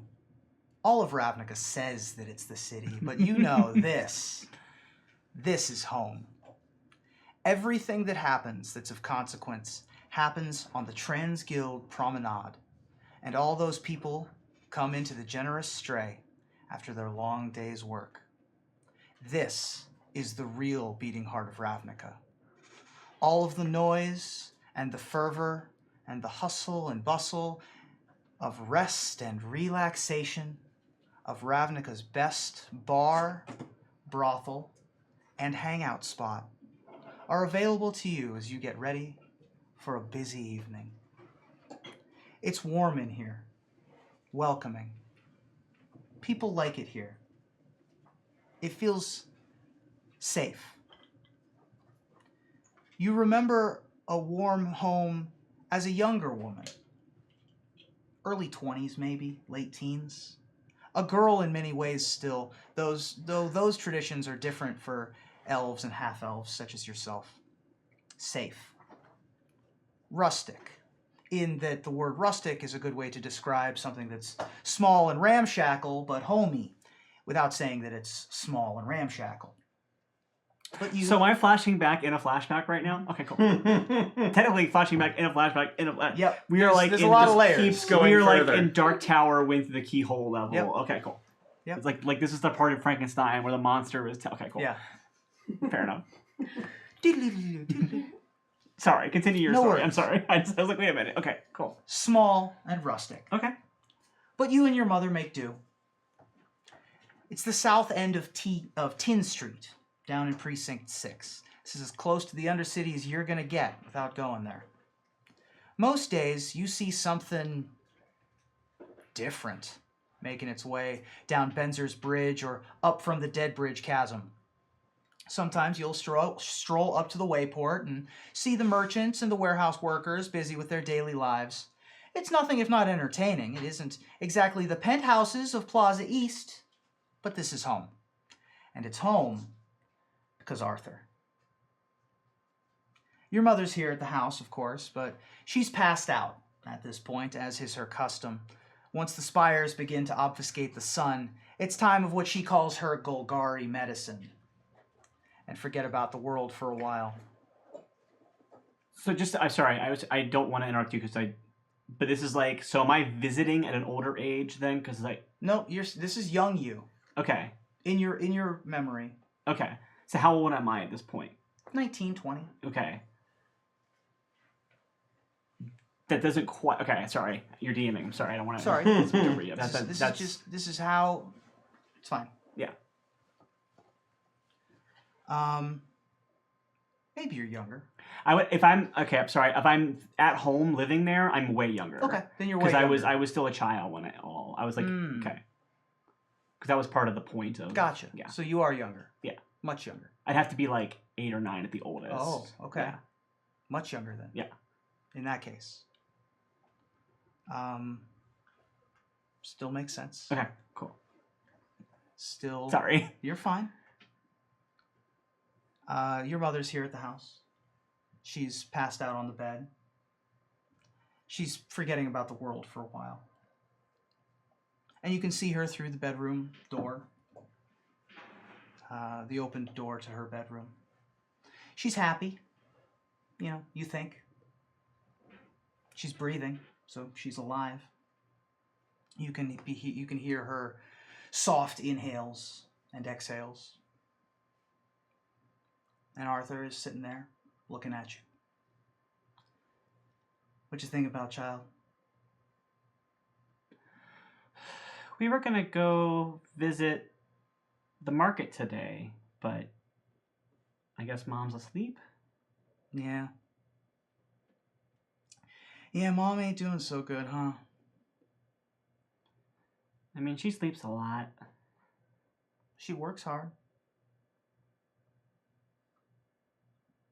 Yeah. I never really see her. When she comes home, she just goes into her room and takes her medicine. Yeah. Yeah, that stuff's dangerous. You don't want to get into that. Trust me, I've lived a long time. It's best to avoid it. Avoid that vice. Avoid as many vices as you can. Where do you want to go? You want to go someplace? Yeah, we were gonna go to 10th Street and see if they had any of the new, just like some of the new ribbons and things like that. Great. Let's go. You want to go right now? Sure. All right. So you and Arthur make your way up from your neighborhood over by the Wayport up to the 10th Street Market up in near Foundry Street. It's a hustling, bustling kind of place. And you know exactly the place you wanted to go visit. It's called the Ribbons of Night. Just a fancy, all sorts of ribbons and bows and ties and all sorts of stuff like that. I'm looking for. I heard about a ribbon that you can dance with, and when you like dance with it, it like moves with you. That sounds great. Let's go look. Okay. And so you go to the Ribbons of Night. And there's a kindly young woman working there, maybe early 30s, half elf. And she says, "Oh, hi, how are you? Hi. Hi, welcome to the Ribbons of Night. What can I help you with?" I heard about dancing ribbons, and I heard that you can like dance with music with them. And I just wanted to Absolutely. see- We can absolutely do that. Is this your dad? No, this is Arthur. And Arthur says, "Hi, nice to meet you." Well, let's He's take old. and then he sort of goes, "Well, I mean, You Oh. said it earlier. You were talking to me, and you said you were just old. that's between us is the Oh. thing. It's just I was sort of playful, playful time between us. And so the go on and have a look around. And so the woman leads you off to have a look around, and Arthur just sort of finds a seat and sits by the front. And you go to the back, and the woman shows you all kinds of beautiful dancing ribbons, all kinds of thicknesses and designs and shines and sheens of various kinds. And as you're in the back, make a perception check. Nope, not very much. That's gonna be a 4. Well, you're a Pretty kid, good you at know? that. Yeah. Who's paying attention when you're There's a kid? toys. Yeah. God, Yeah, junky mom. you're distracted in the back playing with your ribbons until Arthur comes in the back after a little while and says, "I think we unfortunately have you found something that you want?" Yeah, this one's really good. Like this one kind of has like a cool like shine to it, and I feel like it's Okay. gonna hit the light really well. So is that the good? yeah. Great. And he hurriedly asks the woman how much it is, pays for it. Says, we have to. Is there a back Wait, I entrance get to out of keep here? this? Is there a back entrance out of here? And the woman says, yeah, you can get there. You can go through the back. That's fine. And he grabs your arm and pulls you through the back. And starts towing you home. I don't Says, normally I'm get so to keep sorry. these, Mom. I'm That's- sorry. It's we needed to get out of there. That's my gift to you, though. You can have that. Thank you. But we need to get home and quick. Okay. Just stay by me. All right. And we're gonna get home. And so he hurries you back to the house. Mom's still in bed, and he closes the door and locks the door behind him. Closes the shades, and he sits down and he smiles at you. He says, "Are you happy with your ribbon?" Yeah, I don't normally get to keep them because we can't really afford things. Oh no, that one's a gift from me. Thank you. Don't worry about it. It's no trouble at all. Listen, I'm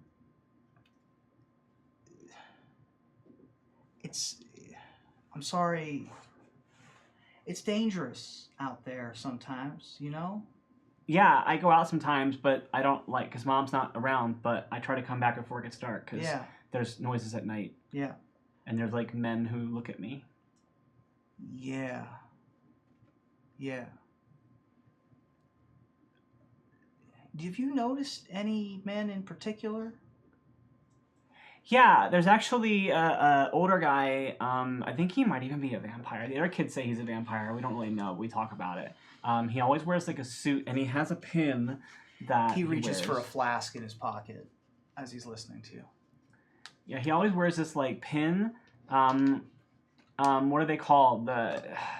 They all, you know how the people in the building, the companies have pins. Yeah, it's an insignia. Yeah. Yeah. So he has one of those, and it Right. has like a sun on it, which is funny because he's a vampire. So you would Right. think that he wouldn't want to be in Right. the sun. That is funny. But yeah, Yeah.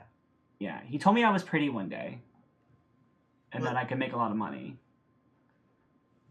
You see a real just concerned look come across Arthur's face.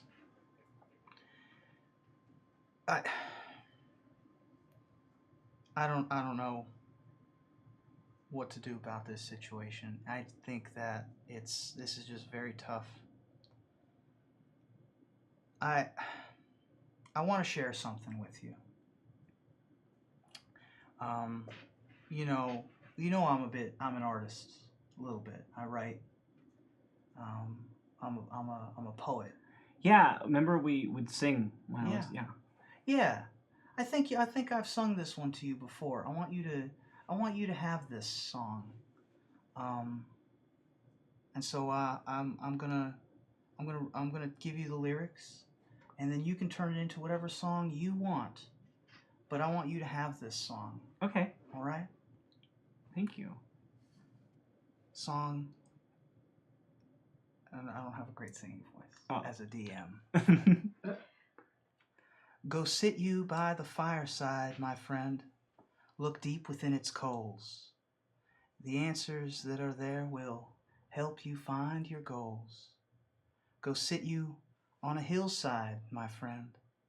Look far beyond the peaks. Lose yourself in deepest thought and heed the voice that speaks. Go sit you 'neath a tree, my friend. Look way up in the leaves. The murmuring voice that whispers there will help you to believe. Go sit you by the sea, my friend. Look deep within its roar. If you're in tune to its measured beat, you're meant to know much more. Go sit you 'neath the sky, my friend. Look way up in the clouds, and if its pictures you can see how richly you're endowed. Go sit you on the ground, my friend. Look for the soil and the loam. Feel the rhythm of existence and make yourself at home. Go sit you in a gathering, friend. Look out and all around. Feel the pulse, the energy, the love, the reverie, the dedication, and the sound. Go sit you for a time, my friend, off daydreaming on your own. Spend some time with your thoughts, and you'll never be alone. Go sit you with a stranger, friend, and look deep within your soul. Listen deeply to their story. Learn what makes them whole. Go sit you with a friend, my friend. Look deep within their heart. Then sit you with your friend, my friend. How truly blessed thou art. I like that song. I like that song too. I wrote it a long time ago. She's been scribbling it down the whole time. Yeah, She was of singing it. Like she wrote down every lyric on Yeah. it. Yeah. Can you send it to me? Yes, so I'll send it to Thank you. Don't worry. You didn't Of course. actually write it down? No, I didn't. Oh, I got okay. you caught me. I did not have it. Like, can you imagine? Like he's like Ruben's. Like, Yeah. She role played writing it down. Yeah. I didn't Don't even worry. do that. You now have a copy Okay. of Arthur's song in your Okay. inventory. Oh. And you can tell everybody that this is your song. You can tell everybody. At that moment, there are several loud knocks at the door. Lard? No. Open up! Gross. Open up! You recognize the voice. This is the maybe vampire. Yeah. who's taken a keen interest in you. Jerk. Creep. Arthur has a sort of wild-eyed, concerned look on his face, and he says, "I need you to go hide in with your mom. You understand me?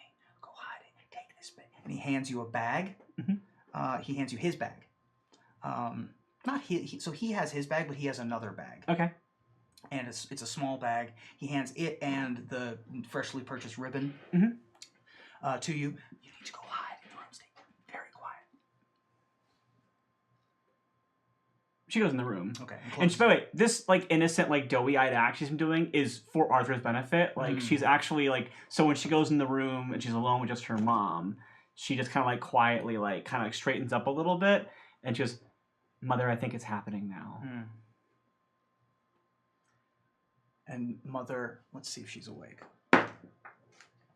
Mom's not awake. Yeah, she assumes she's not. She talks to her mother quite frequently when her mother can't wait listening to her because she feels like it's not.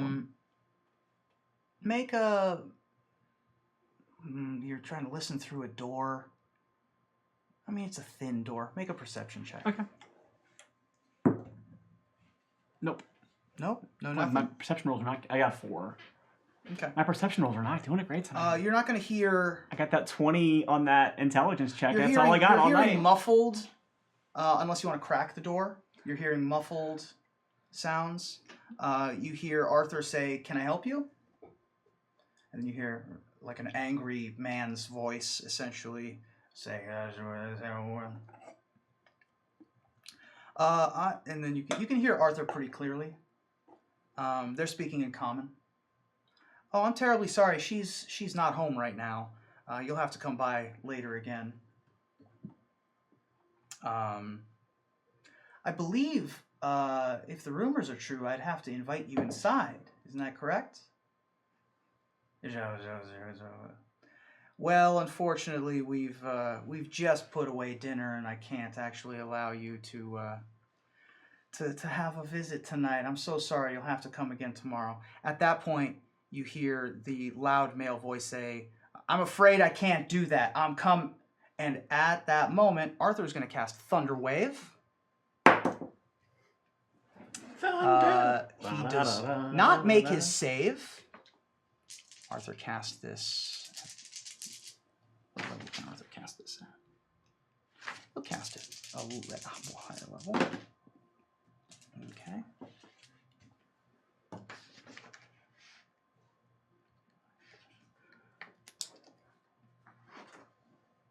All right, and you hear a massive boom as from the front room a massive thunder wave emits, shooting the front door off of its hinges into this man 15 feet further into the street. The next thing you know, Arthur is opening the door and saying, "You got to get out of here now. You got to go now. Do you understand me? Yes. You need to leave." I understand. Okay. You're a good girl. You're a smart girl. Take that bag. Start a new life somewhere else. You can't come back here. Do you understand? I understand. I'll take care of your mama. You just got to get out of here, okay? Just go. Just leave. You can't stay here. You have to go now. She's already out the door. Great. Like, she's already been going, yeah. As you hear behind you, as you're running away out the back door, the sounds of a sword, maybe, a magic, maybe, a shield, maybe.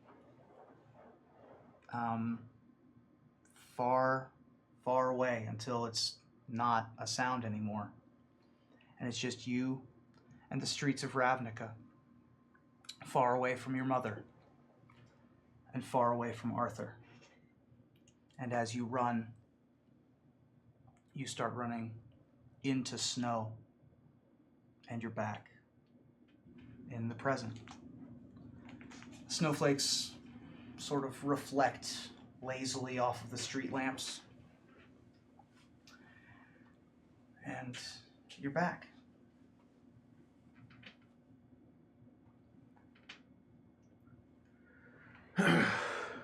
So we're going to try to track down those goblins who just left their march?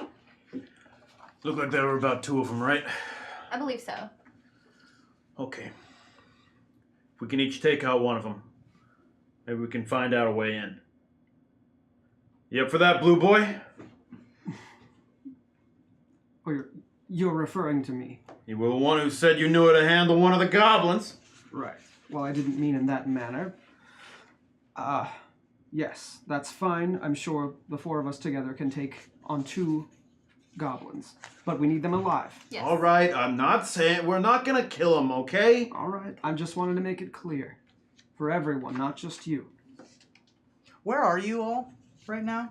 I imagine we're near the warehouse, but like far enough away that like probably a street over, Okay. so we can see it, but are kind of All peeking around a corner. yeah, like our heads are all Yeah.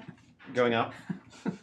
You're good. You're good for now. Get your horns The goblins are sort of a little distracted. Who's keeping an eye on the warehouse specifically? Are you all facing the warehouse? I kind of imagine we were looking in that direction, right? And like watching the Yeah. goblins as I they am. make their All right. rounds. Does anyone have a passive perception of 15? No. Mine is 13. Nope. Yeah, mine's 12. Nah. Okay. Proceed. Great. Wonderful. Yes. Okay, so what? We want to just jump them when they come around the corner? That seems like Yeah. the simplest way to go, yeah. Probably easier to restrain them that way. Agreed. That's pretty practical for Loxodon Selesnya. I'm impressed. Well, we do like to try to find ways to contain without killing.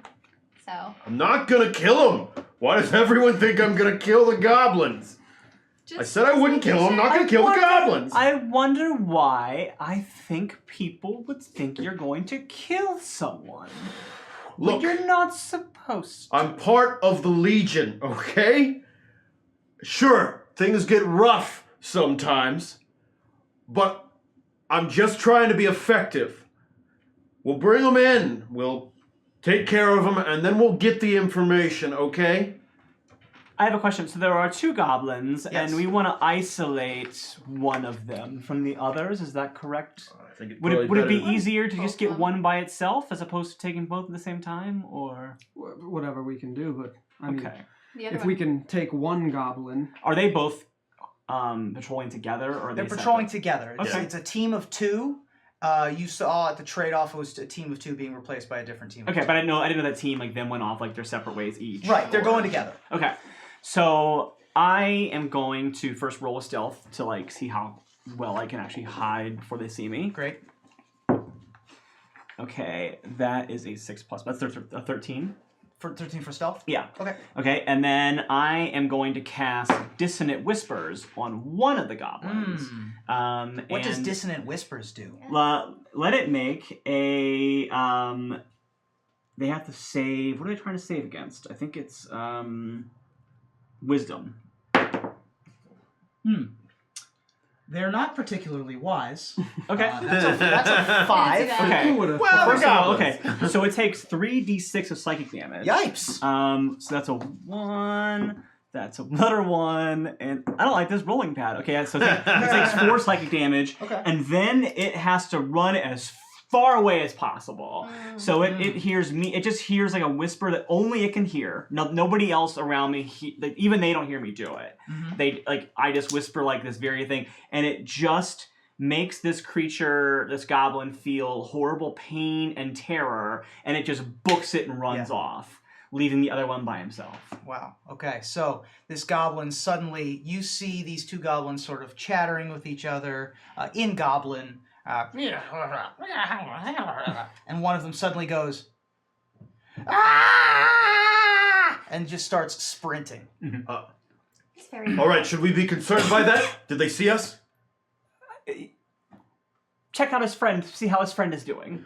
Okay, well, let's move His fast friend before he is- calls is somebody. confused. He's going to continue his guard, I guess. According like, to this, "Huh?" according to that roll, he's just going to be like, well, that was weird. When you gotta go, you gotta go. Yeah. I want to cast Hold Person on the other one. What does Hold Person do? It holds persons. Indeed. So, hold person. Joke's choose on a- you, this is a goblin. Right. Choose a humanoid that you can see within range, which is 60 feet. A target must succeed on a wisdom saving throw or be Well, paralyzed. we've established that they aren't particularly wise, so... But that's a 20. Wow, that's So gonna suck. he sort of is walking along and sort of like feels a little bit of a chill and then is able to shake it off somehow.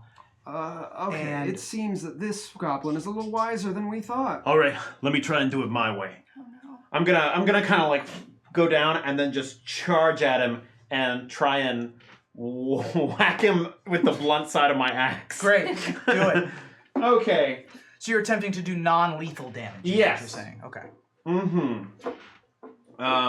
So I will.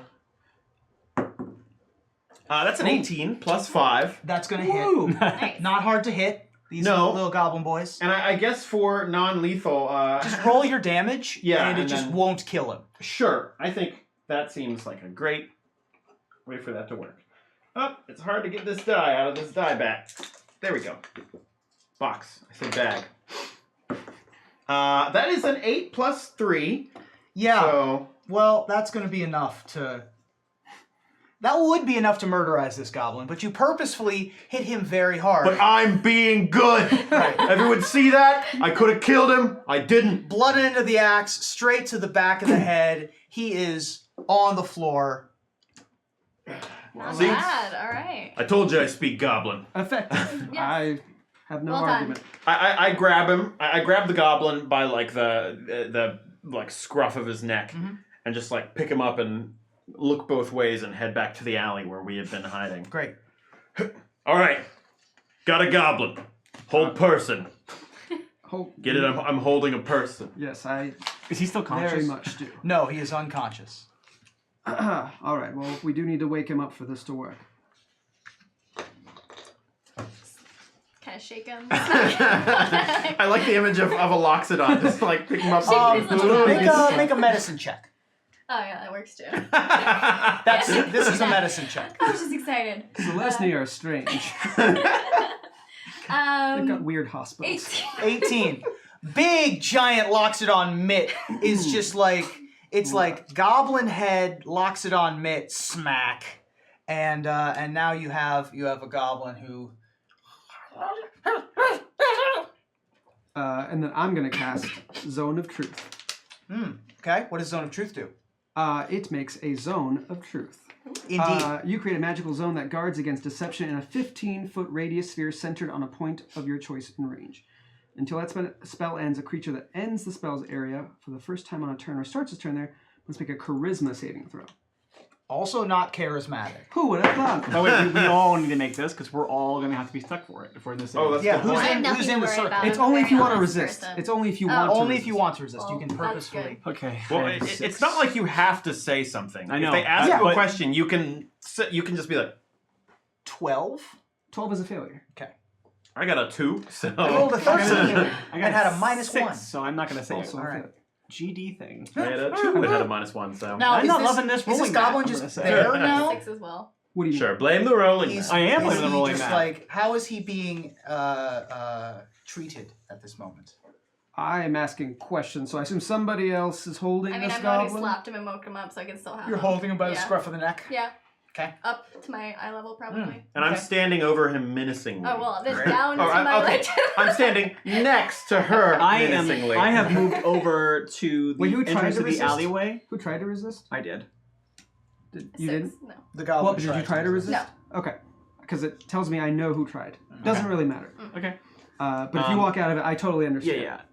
I move over to the edge of the alleyway and I'm keeping guard for anybody else walking by because I feel like they've got the intimidation mark on. Yep. I know how these things We'll work. come back- I'm not we'll come answering back to any Knowing that they questions. cast a You definitely spell makes me feel like they don't need me as much to persuade people, so I'm out of the way. I'm actually moving out of the space of the zone. Great. All right, I guess this is my investigation now. Alright. You said you speak goblin. I do. Can you understand what I'm saying? Are you saying that in You goblin? Yeah. He will reply in goblin. Yes. I am Lucian Ladrin of the Senate of Azorius. Should that mean something to me? It should. It means that you are under temporary arrest. Now, if you answer my questions, we'll let you free. Go about your way. But know that this location is, well, being infiltrated at this point by me and my friends. I'll be honest. I'd be happier if you didn't answer his questions. Yes. Well, that is what happens if you don't answer the question. So I humbly ask you, do you know where Krenko is? Yes. Yes. And where would that be? Roll for an intimidation check. All right. Am I not intimidating enough? No, well, you already have Zone of Truth. I want to see. Oh, no, I was not intimidating. That's just a 3. Okay. He's. If you want to roll intimidation, feel free. I'm sure. I'm very good at it. Great. That's a 21. Ooh. All right. Yeah, he Man, is. how He do is you just. feel right now. Not He's very just intimidating. shown up by Azorius. Yeah. A little human in a suit was just scarier than you are, and you got an axe and half a horn. Everybody's afraid of the To law. be fair, the goblin has the Azorius gentleman directly in his line of sight. True. Yeah, he's a bit further You in the away. background. It's okay. It happens It's to not the the horns. immediate threat. It's the Is it the frightening horns? business suit. If you had directly both in front of horns, you. I bet he'd be totally I do scared have of you. both horns. Just a bit is gone. It's totally The goblin. regular. The goblin will say, "He's visiting a contact of his." Contact's name is... Contact's name is... Mr. Taz? Is that a fake name? Probably. Do you know it as a fake name? That's the only name I know. Lucian. It's Lucian. Lucian. And now he knows my name, I so pull that's him- good. You told him your name when you started. I know, but what if I was using a fake name? Well, I'm going by the name you told him. You're right. I've made a mistake. I Sorry, this Zone of Truth thing works both ways. So. I pull you to the side, just a little bit, and say in common, "Oh, we don't need to find out everything about Granco. We just need to get into the place. Come on, let's not get off track." Well, I was going to get there, but maybe we should know everything. If he's in there, Krenko's very dangerous. We need Classic to know. Azorius. You keep going around everything instead of going where you need to go. It's my investigation. I will do as I please. Ugh. Now, No more your investigation than any of the rest of us. if you'd like to step in and ask questions, by all means. Excuse me. I'm not sure how long that other goblin is going to stay running, so time might be of the essence. Right. You're right. You're right. Make a perception check. Okay. By the way, just as you know, so he can confirm, I rolled a 24 for stealth. So okay. as I stepped into the Yeah. area. Perception, that's going to be 18. All right. Nice. The other goblin that went off running with dissonant whispers appears to still be preoccupied, not really sure, trying to gather his thoughts. You do hear, maybe a couple blocks away, maybe a little closer, some sort of rabble making its way in this direction. Okay. I'm going to continue with my stealth, Mhm. and I'm going to just hold on to that information for myself at the moment. Okay. So I kind of like, I am now going to move away from the very entrance of this alleyway that they're in, and I'm going to move somewhere else where like I can maybe get a better look at what's going to be coming, but also not be like standing right in the doorway of where they are. Because I also feel like if someone comes and finds all three of them and this goblin, I don't want to be the person right in front of the door like, oh, I don't know what's happening in there. I'm just hanging out having a smoke. So I'm gonna be a little bit further away and kind of protecting myself, Right. hiding myself. I might be hiding behind like a maybe now closed food cart or something. Sounds good.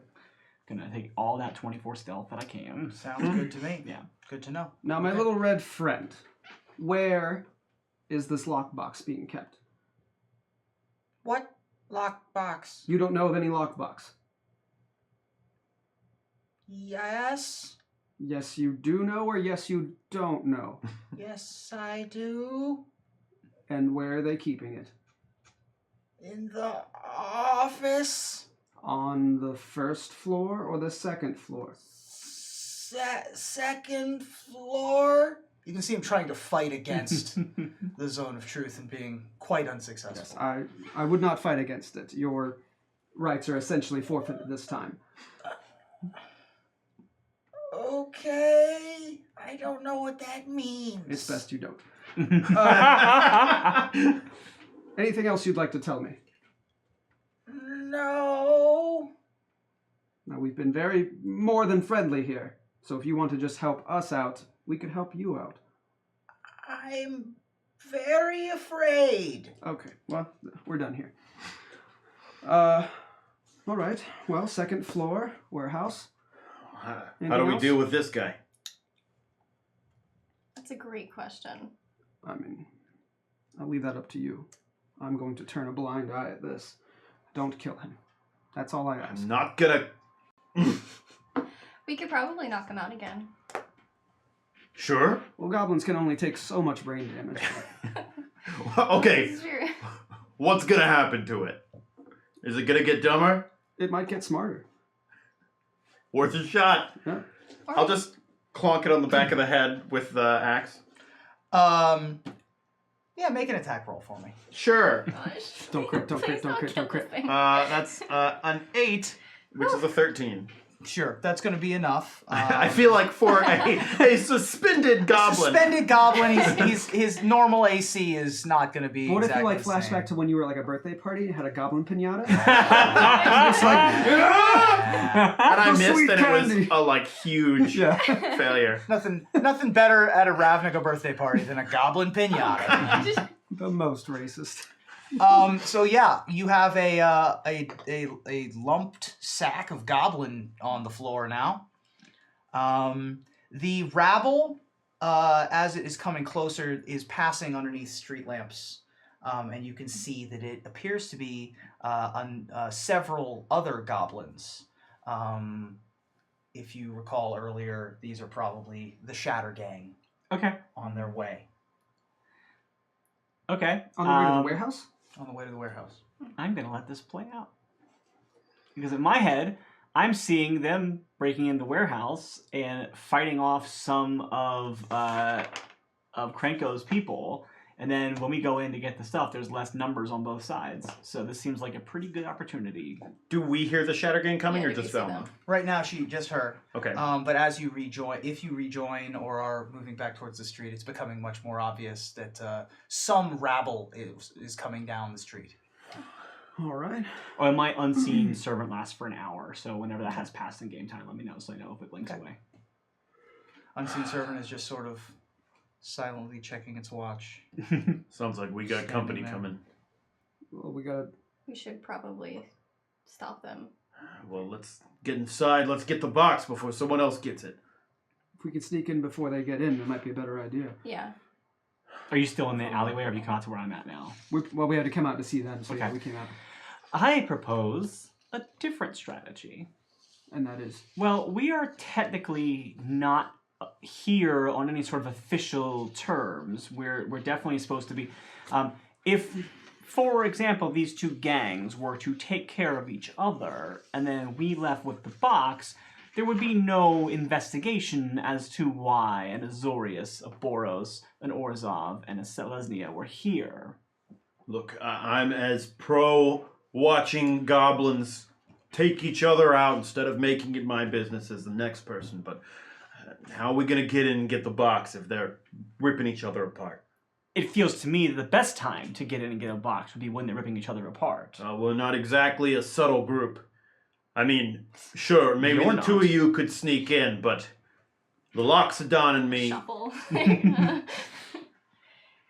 Right.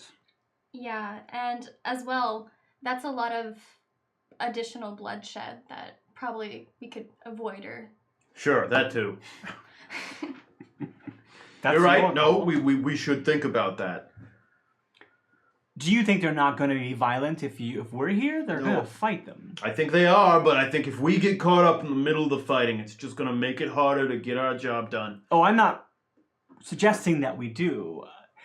Do it how you please. I was just offering a pitch. I don't want to argue about it. The goblin who has finally shaken the cobwebs out of his head appears to be headed back towards the front door. Okay. of the warehouse. This might be our chance. Yeah.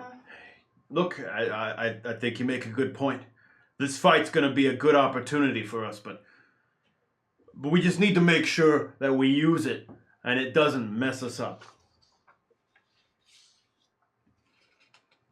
I'm not good at stealth myself. I'm probably the least stealthiest of us all. Subterfuge is not my strong suit either, even though I have a small frame. All right. We can try it. So what are you doing? So my plan, out of character, just to make clear, my plan Sure. is to let the two gangs fight each other until there's a lot less of them left. Because instead of trying to fight two separate gangs physically ourselves, because that's like a lot more fighting. Will So that's all. Yojimbo them a little bit? Yeah. And have them take each other out? Exactly, and then like whatever remaining survivors are, we can take them out and then go get the lockbox and make it seem like they all just killed each other and that we didn't have anything to do with it. Mm-hmm. Okay. So what I would do is I'm gonna use my stealth to try to like slip in the building when that goblin goes back in. Okay. So let's Sure. see how that Let's goes. see how 'Cause that would be goes. a big thing here.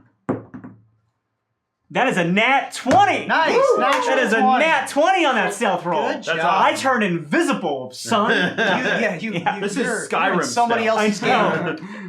I am behind a couple of monks just stabbing them for hours till my stealth is full. You So disappeared and showed up on Friday nights in Wildcards. Yeah. Yeah. So maybe what we kind of need to do is like sort of. She's not there anymore. Yeah, I've already gone. I am. All right. I am, Where did Velma go? I am in the building. Right. Well, should we have gotten some sort of signal or some sort of messaging? I think at this point, did you guys tell her where we kind of like stopped out? Yeah, there? I You guys think told her we shared all the information that we Oh, got yeah, from okay. I would have told you. So I think Yeah. that like she is already in the building. So I think because she's very stealthy, she is already heading up to where the office is Okay. and trying to like get to the office and get the lockbox. So that because like for her it's like she'd rather have it before the fighting starts, so Right. that it's already in Right. her possession as opposed to hoping nobody else grabs it. So you're in the warehouse now. Yeah. It is well lit in the warehouse. Mm-hmm. Lots of magical torches up. This is a big, massive building. Mm-hmm. As I described earlier, about 120 feet long, about 60 feet wide. Tall ceilings that go up to the peaked roof. Mhm. There is appears to be a catwalk all the way around the outside, about 15 or 20 feet up. And on the catwalk, from your entrance on the left side, there appears to be a office Okay. that is up on the catwalk. Catwalk itself is maybe 5 feet in width. The office might be a 15-foot or 20-foot square, but has no windows. Is just a brick up in the portion of the warehouse. Okay. In the warehouse, you see tons of boxes, lots of cargo, barrels. There is a track that leads through the middle of the warehouse as well. The floor of the warehouse is tile or concrete. Okay. You also see some sort of mechanical robot apparatus used as essentially as a forklift. Okay. It is currently inoperable, but it is standing near the middle of the room, middle back of the room, as sort of a loading rig. Okay. And that is what you see in the room. You also see several goblins milling about, maybe Okay. about a half dozen between the catwalk and the ground. And you see one at one point open a door to the office, duck in, perhaps duck in for a little while, do a nod, and then close the door again. Okay. Are there any creatures that are not goblins? Are there like any sort of It like does not appear to be so. humanoid? Okay.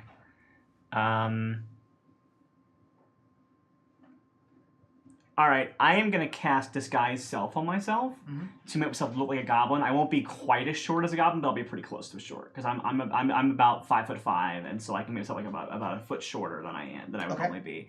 So I get as small as I can be as a goblin. Great. So let me mark that spell slot down. I'm making myself look as much like a goblin as I can, just so like if someone like saw me go by in passing, Great. they wouldn't be like, "There's an elf running around in here." Because I'm still gonna I'm basically moving stealth. I'm still using some stealth. it's well lit. I'm kind of like moving, like kind of like behind boxes. So I'm trying to stay out of like direct sight from anybody. I know with the lighting, it's not as easy to do that, but Okay. so yeah, basically making her way up to the office. Awesome. What are the rest of y'all doing? Well, I think at first we're kind of like standing around, like, all right. I can.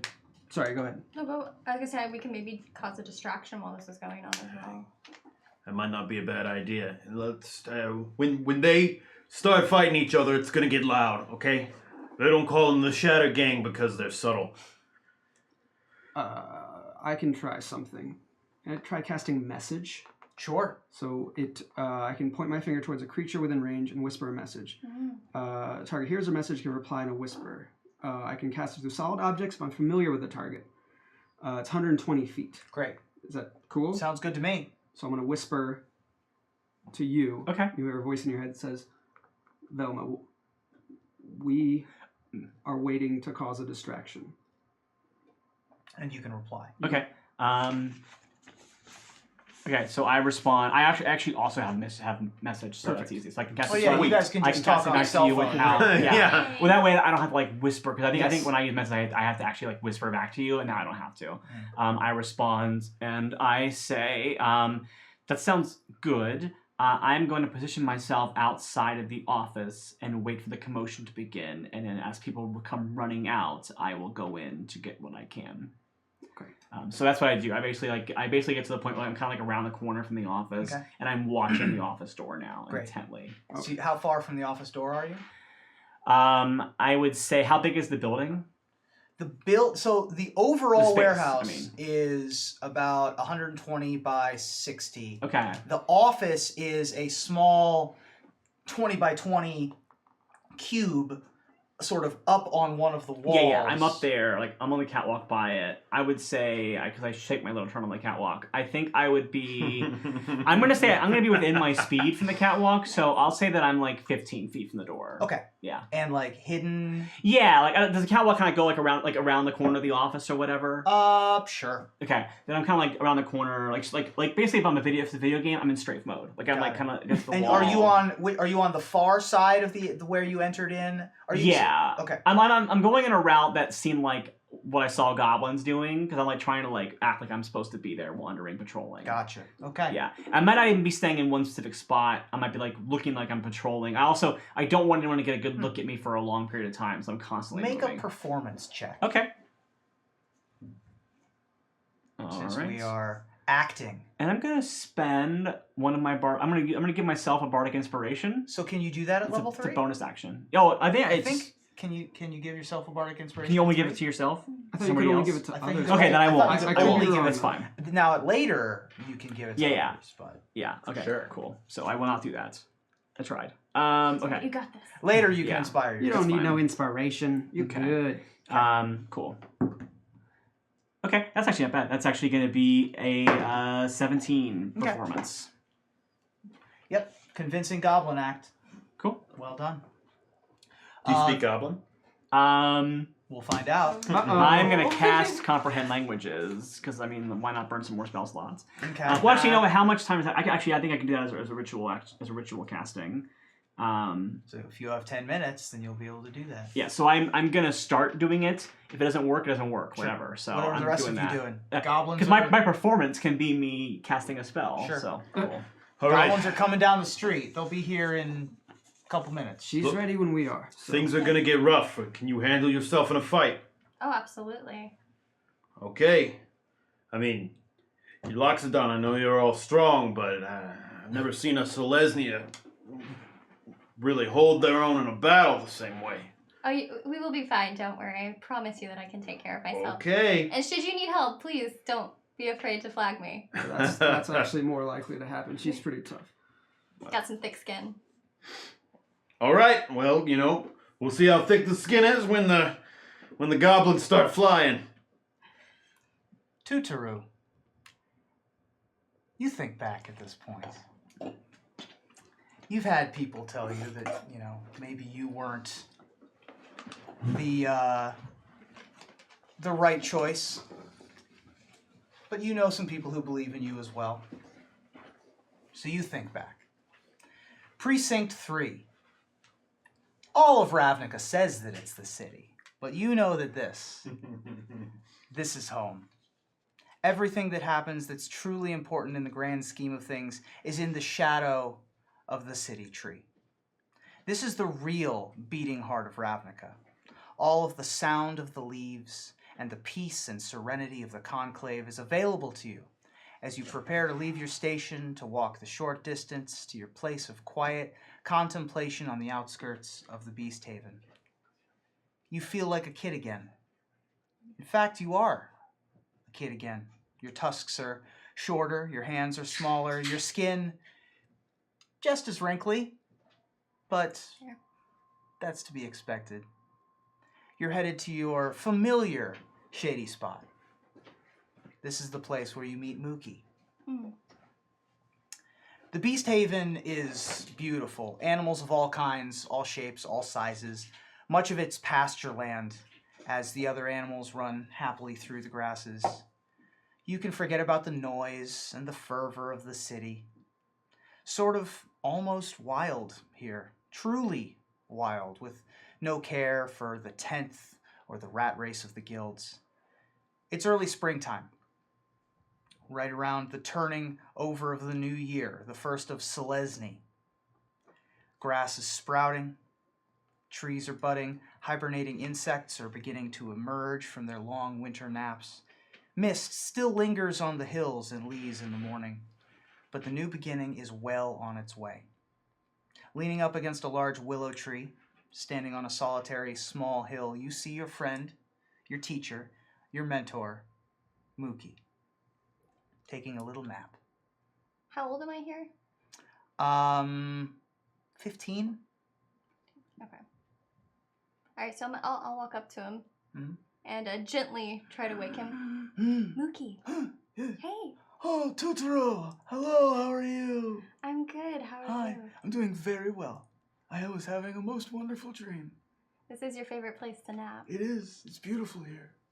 There aren't many places in Ravnica where you can see the horizon and you can almost make out the edge of the world here. Anyway, what did you do today? What did you learn today? What did I learn today? Were you hanging out with the orphan children again? Yes. Yes, I was. Hanging out, playing with they taught me a new game today. Oh, what did they teach you? It was some type of game with pebbles, with the little skipping of them. Hmm. Interesting. Tried to keep up. The rules tended to change quite often. Sure, as games with children often do. Well, now that we have the afternoon to ourselves, what would you like to do? I have an idea. Oh. I know that you have been interested in your practicing of healing magics. Oh, yes. We can find an injured animal or person and perhaps help them. I would love that. Let's go. And he slowly stands up, his wooden form coming up to its full height of even taller than you, maybe 8 feet into the air. And it's not long before you're able to find what appears to be an injured squirrel that he carefully picks up and says, "It appears as if we found our patient. That we did. Please, do the honors."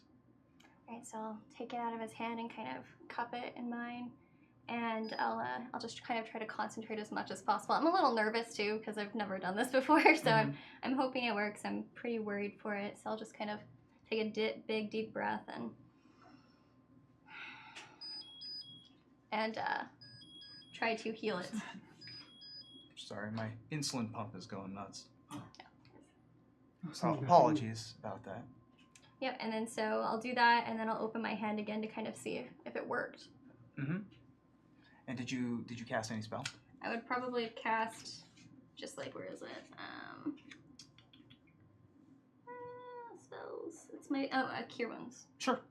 So you use a Cure Wounds on the squirrel, and that requires some sort of roll. It is a 1d8 plus your spell casting. Okay. Is that a d8? Yes. No. It is, yeah. Okay, we're good. They're so tiny, you can't tell. I know. The little dice. Itty bitty dice. At this point, would I have any of the modifiers if I'm... Probably not. Okay. But I would be life domain still, so it would still get a +2. Mhm. It's like 6. Great. It is also a squirrel. It is also a squirrel. This is true. So this It squirrel, grows as I heal it. this little squirrel, which looks like it may have been attacked by some sort of predator, might have a broken a leg of some kind. You hold it in your hands, and the life energy permeates through the little furry beast, and you cast your Cure Wounds, and it is healed. You have done what you wanted to do, and it is surprised and sort of skittish, and it runs out of your hands. Bye. That was That good. was amazing. That was good work. Well done. You know, when we found you, you were just a calf. Young and full of life. You were a miracle child. You were born of the land itself. No past that you could remember. Mm-mm. Like me. You know, I'm going to tell you a secret. I'm old. Really? Very old. Mean. You laugh. Yeah, I do kind of chuckle. I'm like, I'm much older than that. I remember when this was all trees. I remember a time before the city, before the guilds, a long time ago. before the guilds. Tell me, Tutaru, have you ever heard the word morrow? Try to think back. History check. At disadvantage. Lovely. Yeah. Well, I have +0 anyway, so it's Great. That's a 6. So this is like someone saying, That's a 7. I remember dinosaurs. It was back when the rocks were soft. Yes. That was a Does the 6. name Six, yeah. Pangea mean Right. anything to you? That does not ring a bell. You've not heard that term No, before. I can't recall ever hearing that. I am not surprised. It's not something we teach. It's not something I talk about. Well, I'll tell you what tomorrow is. Tomorrow is a force of nature. It's a manifestation of the land, brought about by nature's own will. A soul born of the forest, mysterious in origin, like you, Tutaru. Born of the forest. It also does a podcast every day on its Yeah. drive to work. Yeah. Driving to work. You know that some believe that every wood and grove, from the smallest stand of trees to the largest forests, they all have spirits that protect them. An avatar that keeps them safe. And if you pay close attention, very close attention, you can learn to hear them and speak to them. The spirits. The spirits of the forest.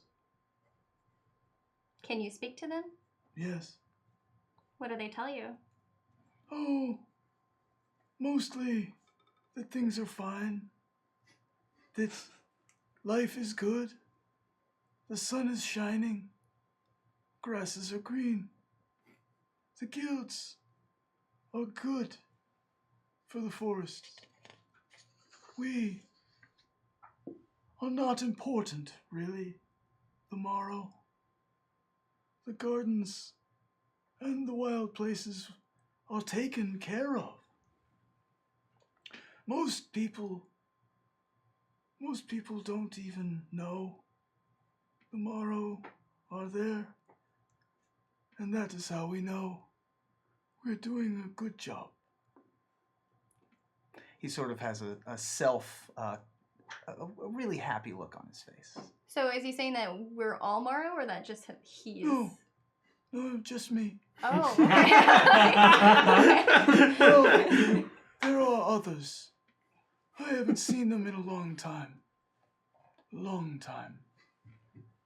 There are 3 others. 3. 3 others, yes.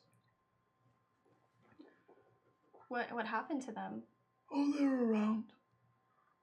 Leaning up against trees like me, watching the sunset. I am Mukimaro. I guard the gardens and the fields and the tended places. The harmonious convergence of nature and civilization. And so, I am here. Then there is Marika Maro.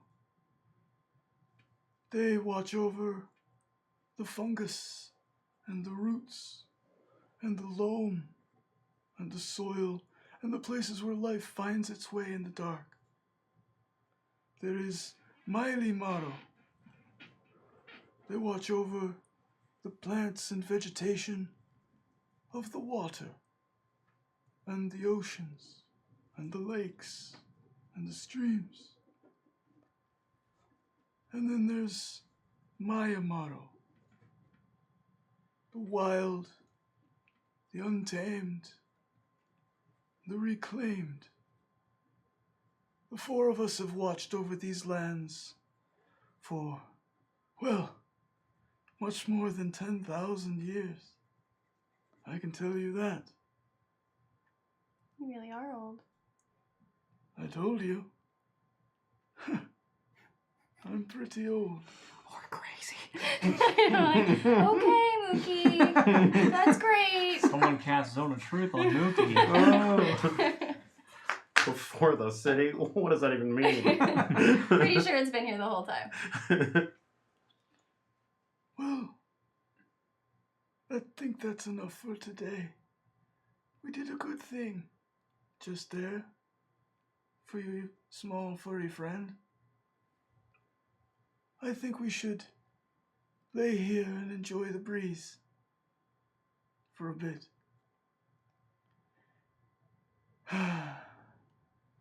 I'll sit there with him and try to kind of like listen, like he said, to like the different spirits and of earth and whatnot, and just kind of meditate next to him for a little bit.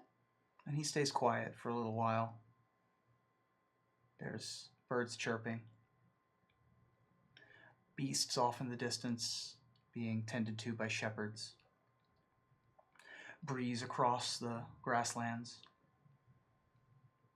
After a little while, he says, It can be easy for some of Ravnica to forget that with all of the people and all of the places and all of the things to do, a whole system of life exists with predators and prey that will never fight wars or fight for ancient power.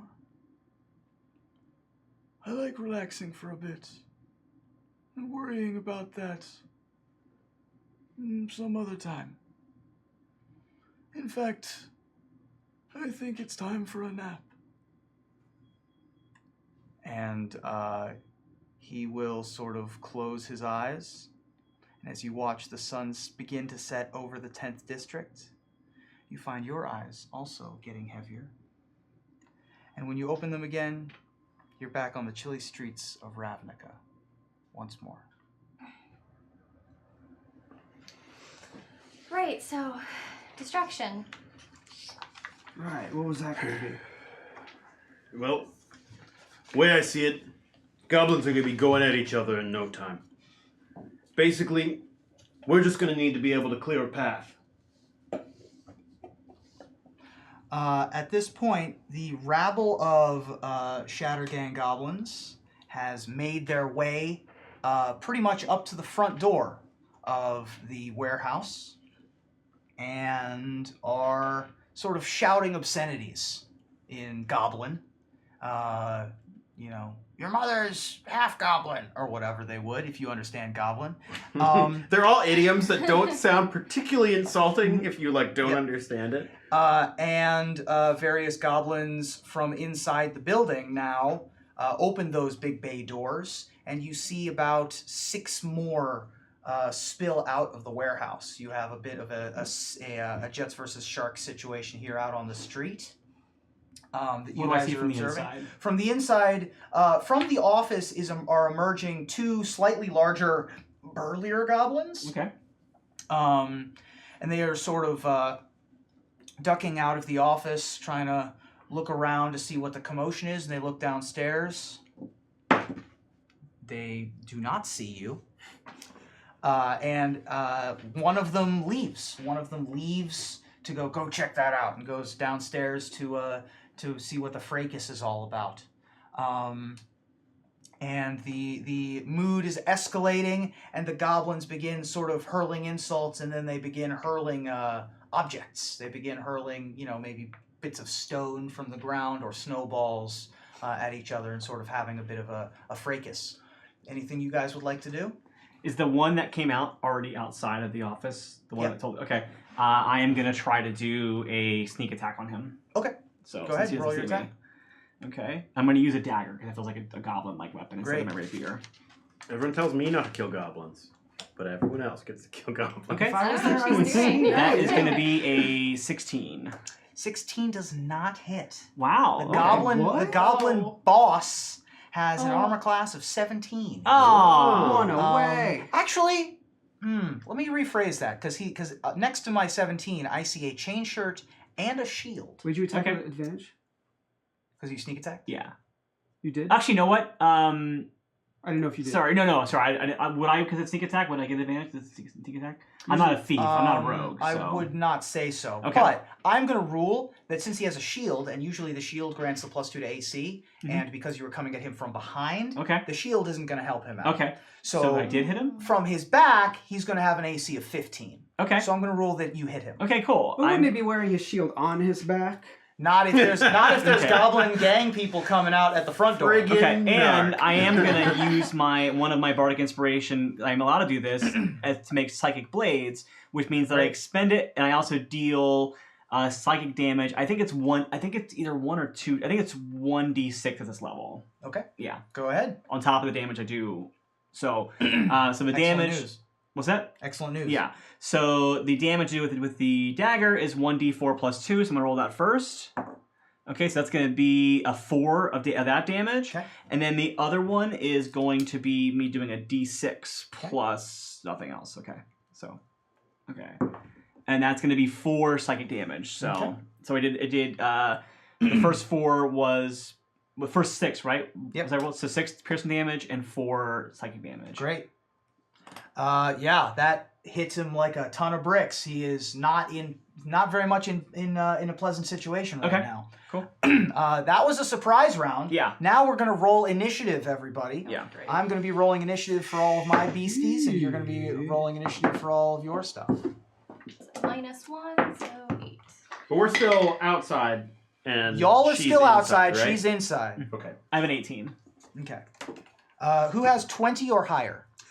Come on. No, tie. All right. 20 to 15.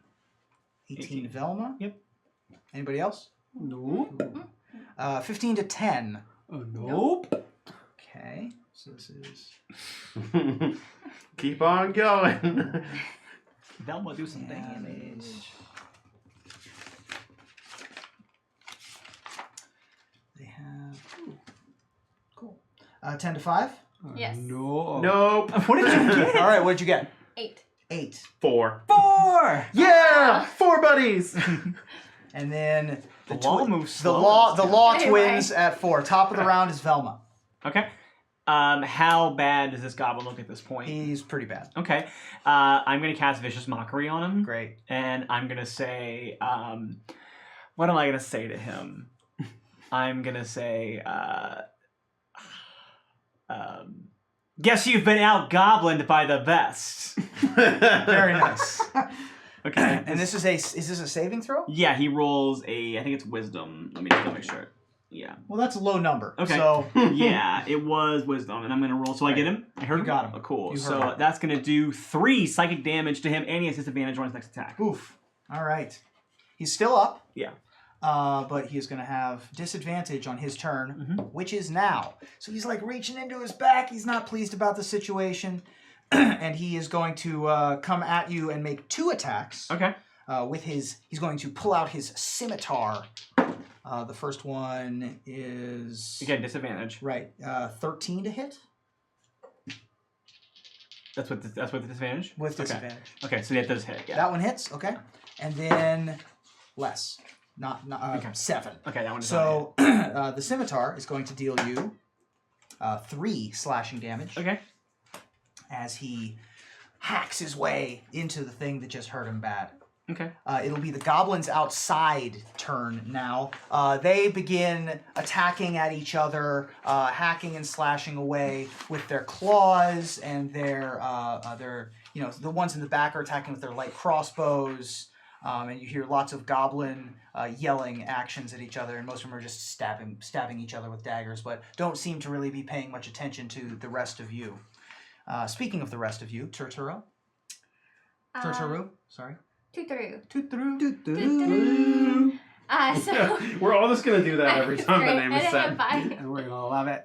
So how far away are we from them right now? I would say 60-ish feet. I have to get closer. Yeah, you were sort of at the end of the block, trying to be Yeah. catty corner far away. All right, so they're not paying attention to us right now, right? Correct. Okay, I'm gonna try to get like within 30 feet of them, but they can't. Maybe like kind of unnoticeably. Sure. And then I will try to cast. How do you say this?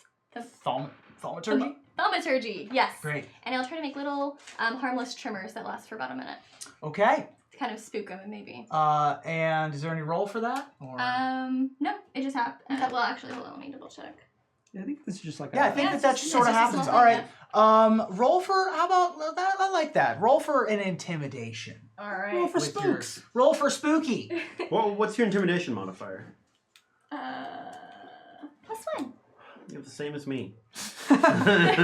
She's big. Yeah. Size matters in intimidation. Mine is +3. That's an 18. I'm big. Nice. Okay. The goblins were hacking each other, but now with the ground kind of tremoring, they're not really sure what to make of the situation. They're still mad at each other, but they have this other situation happening as well. You're sort of shaking some of the snow off the roof as well. Lucian and Astaroth. All right. So we're. Well, what's your dexterity? +1. +1. We're both 13. Like, what's the number? Oh, the actual number is because that's 12. how we decide if who goes first, right? You can 12. choose who goes first. Oh, If it's That's- you're on the same team and you roll the same number, just choose who goes first. I don't have a weapon. Oh, gosh. Well, I have a crossbow. Sorry. do have a weapon, but do we want me to charge in and just start like hurting people? Because it seemed like we didn't want to. I mean, Astaroth, it seems like that's what you want to do. Look. And I don't want to get in the way of what you want to do. All right, look. Everyone was telling me not to kill goblins earlier. I Has didn't that say- changed? No. But you got a blunt side right there, and Fine. So I'm just gonna charge at a nearby goblin and just give him a whack. You know, All right. start like knocking people over. Great, roll for an attack. One day I'm gonna start like actually killing things. You know. Okay, so that's a 13. 13 does not hit. what the? I missed. 13. They're They're fast little buggers. fast little buggers. Is exactly right. One is able to duck out of the way as you swing over its head. Do you have anything else? I think I'm also just gonna yell like the Legion's here. So maybe they'll start like scattering. Nice. You know. Nice. Excellent. Because there's nothing that sends a bunch of goblins scattering more than thinking that the Boros Legion is about to come down on them. That's true. Roll for an intimidate. Okay. It's a 10. Okay. I mean, they're already pretty intimidated by the thunder, and now we got some lightning, if you know what I mean. Yeah. You know what I mean. Lucian.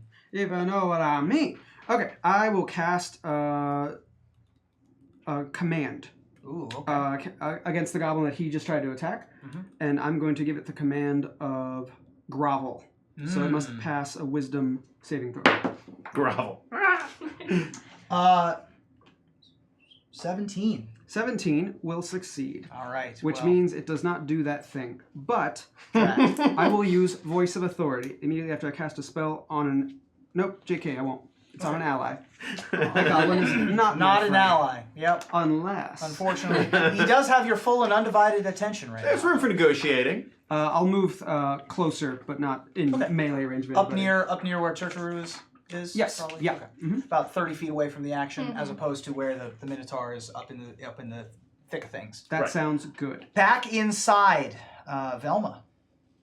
I am going to cast Heat Metal on the goblin in front of me, because he said he's wearing chainmail, He right? is. Okay, so I'm thinking sure what his savings on this like. So I think that Yikes. I don't think you can do. Okay, so it takes the damage regardless. Okay. So I'm gonna roll 2d8, and then basically if he passes a Constitution saving throw, he can take it off before his next turn. Otherwise, he has disadvantage on his turn. Oh, okay. Yeah. Got it. So I can keep casting Heat it. metal. As So I'm you casting. extend your hand Yeah. and start turning his nice silver armor into orange. Yeah. This is a 10. Where's my 8? Here we go. So I'm going to roll 2d8 for damage.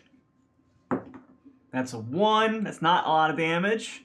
And then I'm going to do an 8. So that's 9 damage. 9 damage, and that is going to be a burning damage. And that is going to Fire be damage. That is going to be enough Okay. to kill this goblin boss, as he is sort of immolated, baked, Okay. easy bake oven in his own armor. Yo. Is Krenko a goblin? Krenko is a goblin. Okay. Do I have any indication this might be Krenko?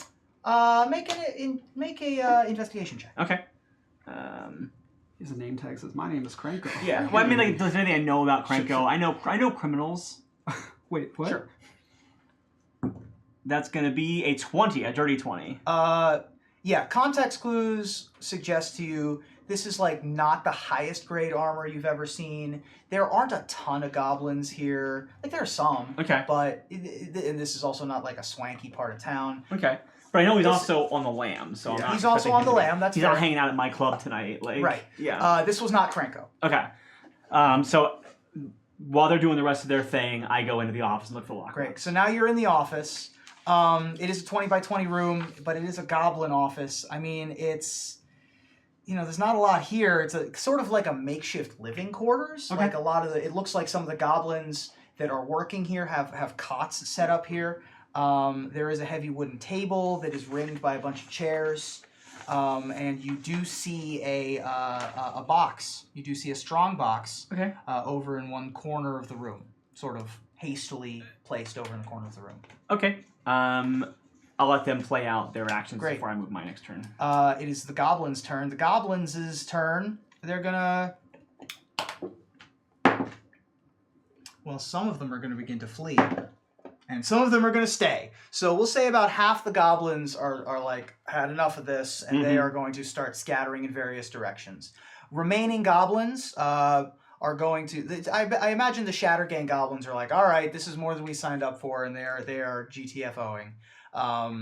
But the Krenko goblins are going to stick around, hold their ground a little bit. You now have about 3 goblins who are still there, Okay. and so they are all. I guess all 3 of them are going to make attacks at you. Makes Master sense. Rock, since you are the one who's in front of us. And they are, well, the highest one rolled a 12 to hit. Well, that's not going to do it. Okay. They all In the past, I was unarmored, so I had 11 as my Right. AC, but now it's 16. Yeah. So Not going to cut it. quite literally, as it bounces off your armor, none of the goblins are able to do anything, and now they're... Ooh, you all made some bad choices. It is Turturu's turn. I mean, at this point, no, it's not a concentration. That's cool. I guess I'll go up. There's 3 left? Mm-hmm. All right, I guess I can go in and try to help knock some of them out. Okay, go ahead. All right, so I'll try to hit whatever one's... I'll walk up in whichever one's closest. Do you have trample? Yeah. No. If he doesn't have first strike, then you don't have trample. Yeah, that's not gonna hit. Okay. That's a 5. Plus 3, All right. 8. Any chance? 8. 8 does not hit. Lucian and Astaroth. All right, let me go first this time. I got a thing. I'm gonna run up to him, to Astaroth, and just while he's like swinging and defending himself with goblins, I'm gonna grab him by the back, and as he turns around to look at me, I'm gonna say, "All right, big guy, don't lose your cool." I'm gonna cast Heroism. Nice. So you're imbued with bravery. You are immune to being frightened, and you gain 10 hit points equal to my spellcasting modifier, which is 3, at the start of every turn. Sweet. Very cool. And because I cast a first level spell, now I can use Voice of Authority. That ally can use a reaction to make one weapon attack against a target of your choice. Ooh. My So choice, it's a I guess. reaction. So I get to do that now? Yeah. Yes. So All don't right. don't lose your cool. I never lose my cool, blue boy. Okay, and don't call me that. Voice of Authority. Don't do that. And now it's your turn. But do that. Fine. All right. So I get to take the reaction attack, right? Yeah, this is a free reaction. So I'll take that against the first goblin. Great. This is 1 attack, and that is a 15. 15 hits. All right. So that's going to be a 1d8 plus 3. All right. So that is 12 damage Okay. That against one of the goblins. is squishied. So I just like 12. Holy cow. I just jam the butt of my axe into that one's stomach, and it just like knocks it away. Yep. Sends And him directly into a cart that rolls away comically. And then I kind of like on the backswing with my axe, just bring the other one into the next goblin's face, or Great. try to. Let's find out. Great. So that's a 11. 11's not going to do it. Well, I'm gonna action surge because Awesome. I'm kind of on a roll right Perfect. now. Ready. So let's take another one. As you action surge, you sort of get that red Mhm. coming back into your face, and you're not really sure if you're going to be able to control yourself. I can handle it. You know, Okay. this is doing my duty. Okay. Okay. You're imbued with bravery. Yep. Be brave. I missed the first one, and then I just kind of like actually like throw my axe up a bit and like grab it and just bring it down again on the same one that I missed. Great. That is a 19, which Ooh, is baby. definitely a Which is critical a critical hit. Oh, yeah! Dealing. So that's going to do 2d8 plus 3 Great. slashing Ooh. damage. Goblins have 10 hit points. Oh, lovely. Okay. So that only does 9 actually. No! I know. I Come rolled a on. 1 on one of them. Wow. Well, maybe this one was sick today. that one. Bummer. Oh, I am gonna after I hit him, just because I can with hammering horns knock him 5 feet back, just Sure. so I don't have 2 goblins on me Great. at the same time. So I'm gonna try and knock him 5 feet back, so he's Cool. got a strength DC 13 check. He rolls a 19 on the dice. Well, then he doesn't get knocked back. Does He not was get tried. knocked Sick today. He went to the gym today. You know what? I'm enjoying it though. Great. It's like yeah. Velma. You're So- alone up there in the office. Yeah. You see a table, you see 6 chairs, you're all alone up there, and you see a box. I'm going to search the goblin's body for a key. Sure. Investigation.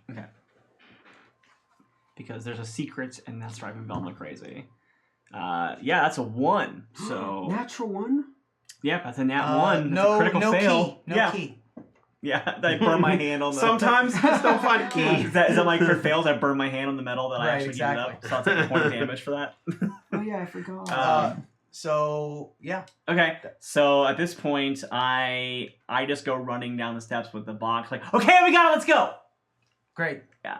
Since I failed on my ability to get my secret out of it. So. Hearing, okay, we got it, let's go. The goblins are going to be. Wait, sorry. I sent it as a message. Oh, send it as a message. That is my fail as a player. But Fair I enough. have a Not sorry. hearing the message, the goblins are going to continue their furious assault on the Minotaur in front of them. The two. Unless you survivors. want to punish me as a player. No, that's it's fair. not. Totally, I'm yeah. also next to him, by the way. One of them rolls a 10. The other one rolls a natural 20. Well, that'll do it. So I natural. can take it though. You get 3 natural 10 hit points 20. too. Don't forget that. How many? 3.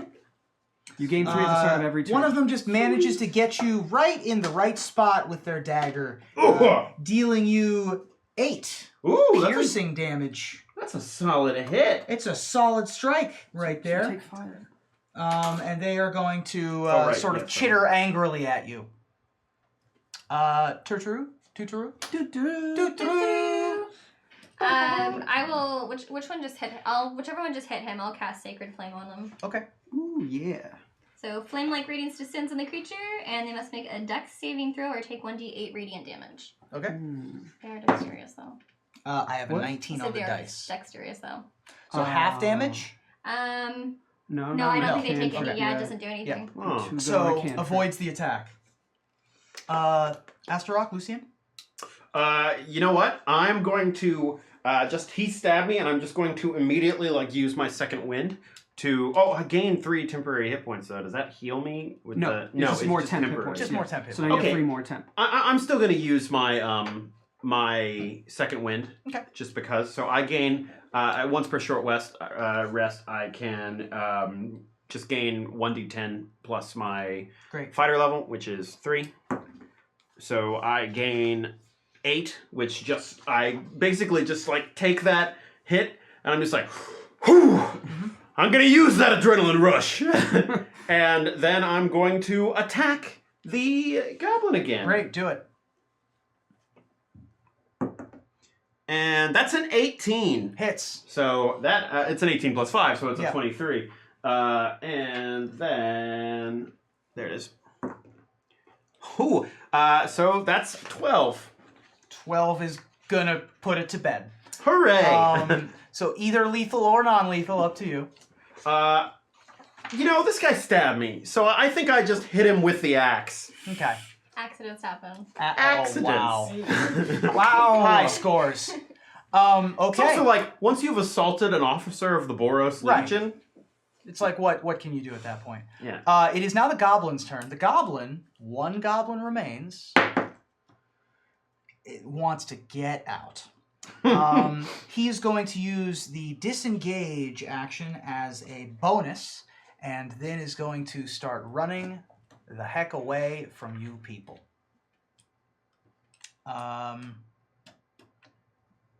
Does anyone do anything? We would get an attack opportunity. Disengaged. Oh, he just disengaged. Just right. disengaged. Got it. Yep. So if no one is, if this goblin is off running, you are now in the middle of the street, I think, with the box and all of you. Did you make it out? I mean, is there any goblins that are trying to stop me from making it out? Yeah, I make it out. And I probably drop as I come running out, I drop this guy's self because I don't want you guys to attack me thinking I'm a goblin. So I drop that. So let's cut to yeah. let's cut to our final scene Yeah. where Well you done. are Time. the snow has sort of transformed into a cold rain on this evening as you approach the granary building, sort of a crumbling clay structure, sort of overgrown. You recognize Nazius as he steps out. You do not recognize the pair of 2 heavily armed guards that are now with him. He's flanked by a couple of humans that do not bear any obvious guild insignias of any kind. And he stands there and holds out a pouch, hefty pouch, and an empty hand. I assume you have what I requested? I fish out the lockbox from my my robe. He nods to one of the soldiers who takes the lockbox from She's your hand. very reluctant to let it go because there's a secret in there, and she's Yep. very upset about this. The Nazius procures a key that has sort of a magical sheen to it, and places it in the lockbox, and opens it, looks inside. I try to peek around to see. Okay, make a perception check. Okay. It's an 11. Can't see much. Okay. She has to try. That's Yep. She lives on secrets. It looks like there is, you see coin. There is coin in there. A lot of coin. Platinum. And you see something that looks sort of like a napkin. Okay. Probably a wrap of some kind. That's the best you can get. Okay, that's fair. Nazius closes the box once again. Thank you so much. This was a very good business deal. I believe I owe you. And he produces pouches and pays you the amount that you are owed. It was a pleasure doing business with you all. Thank you. And then he will begin to leave.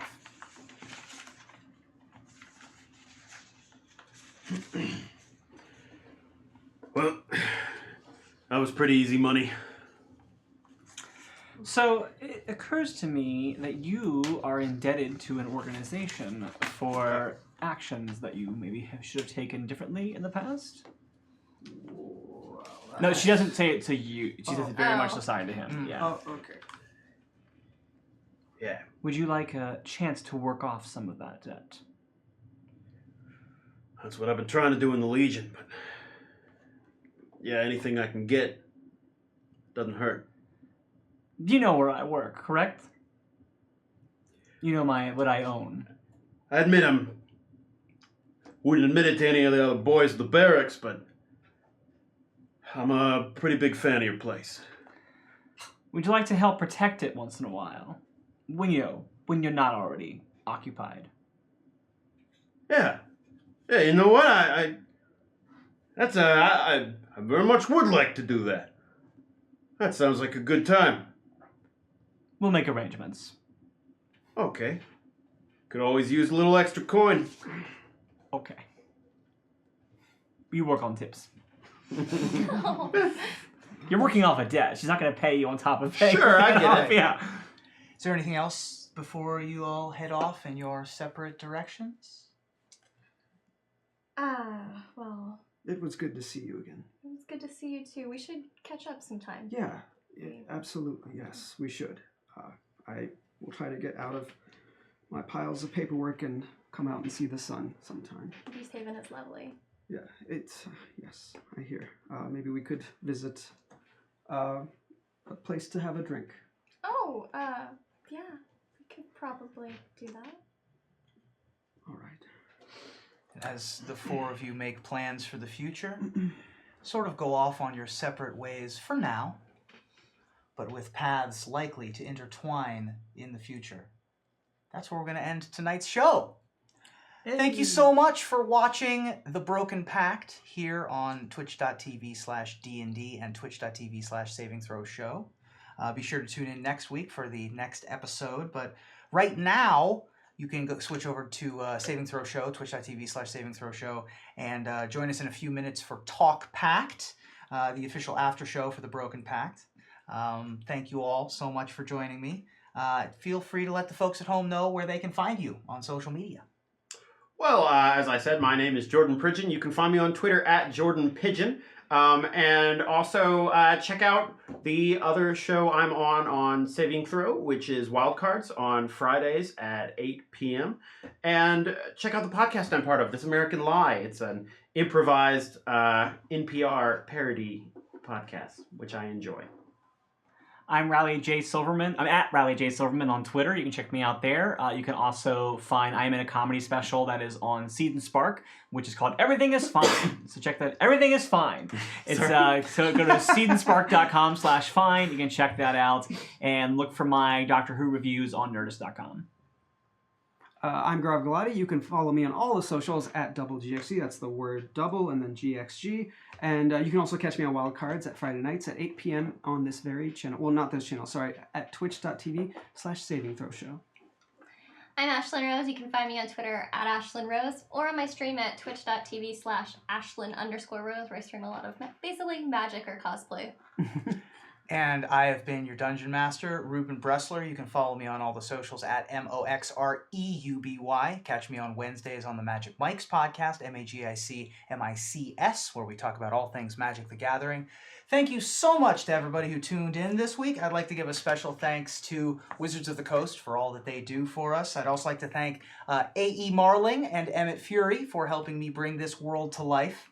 And I would like to thank our producer and benevolent overlord, Domzo, the patron saint of Saving Throw Show. Thank you guys. Let him go to bed. Yeah, we're gonna let him go to bed now. Thank you all so much for joining us. Please spread the word of the Broken Pact on social media. Hashtag The Broken Pact RPG on all things social. That's it for now. So from the guilds and the guild master, we'll see you next time on the Broken Pact. Bye, thank you. Bye, everybody.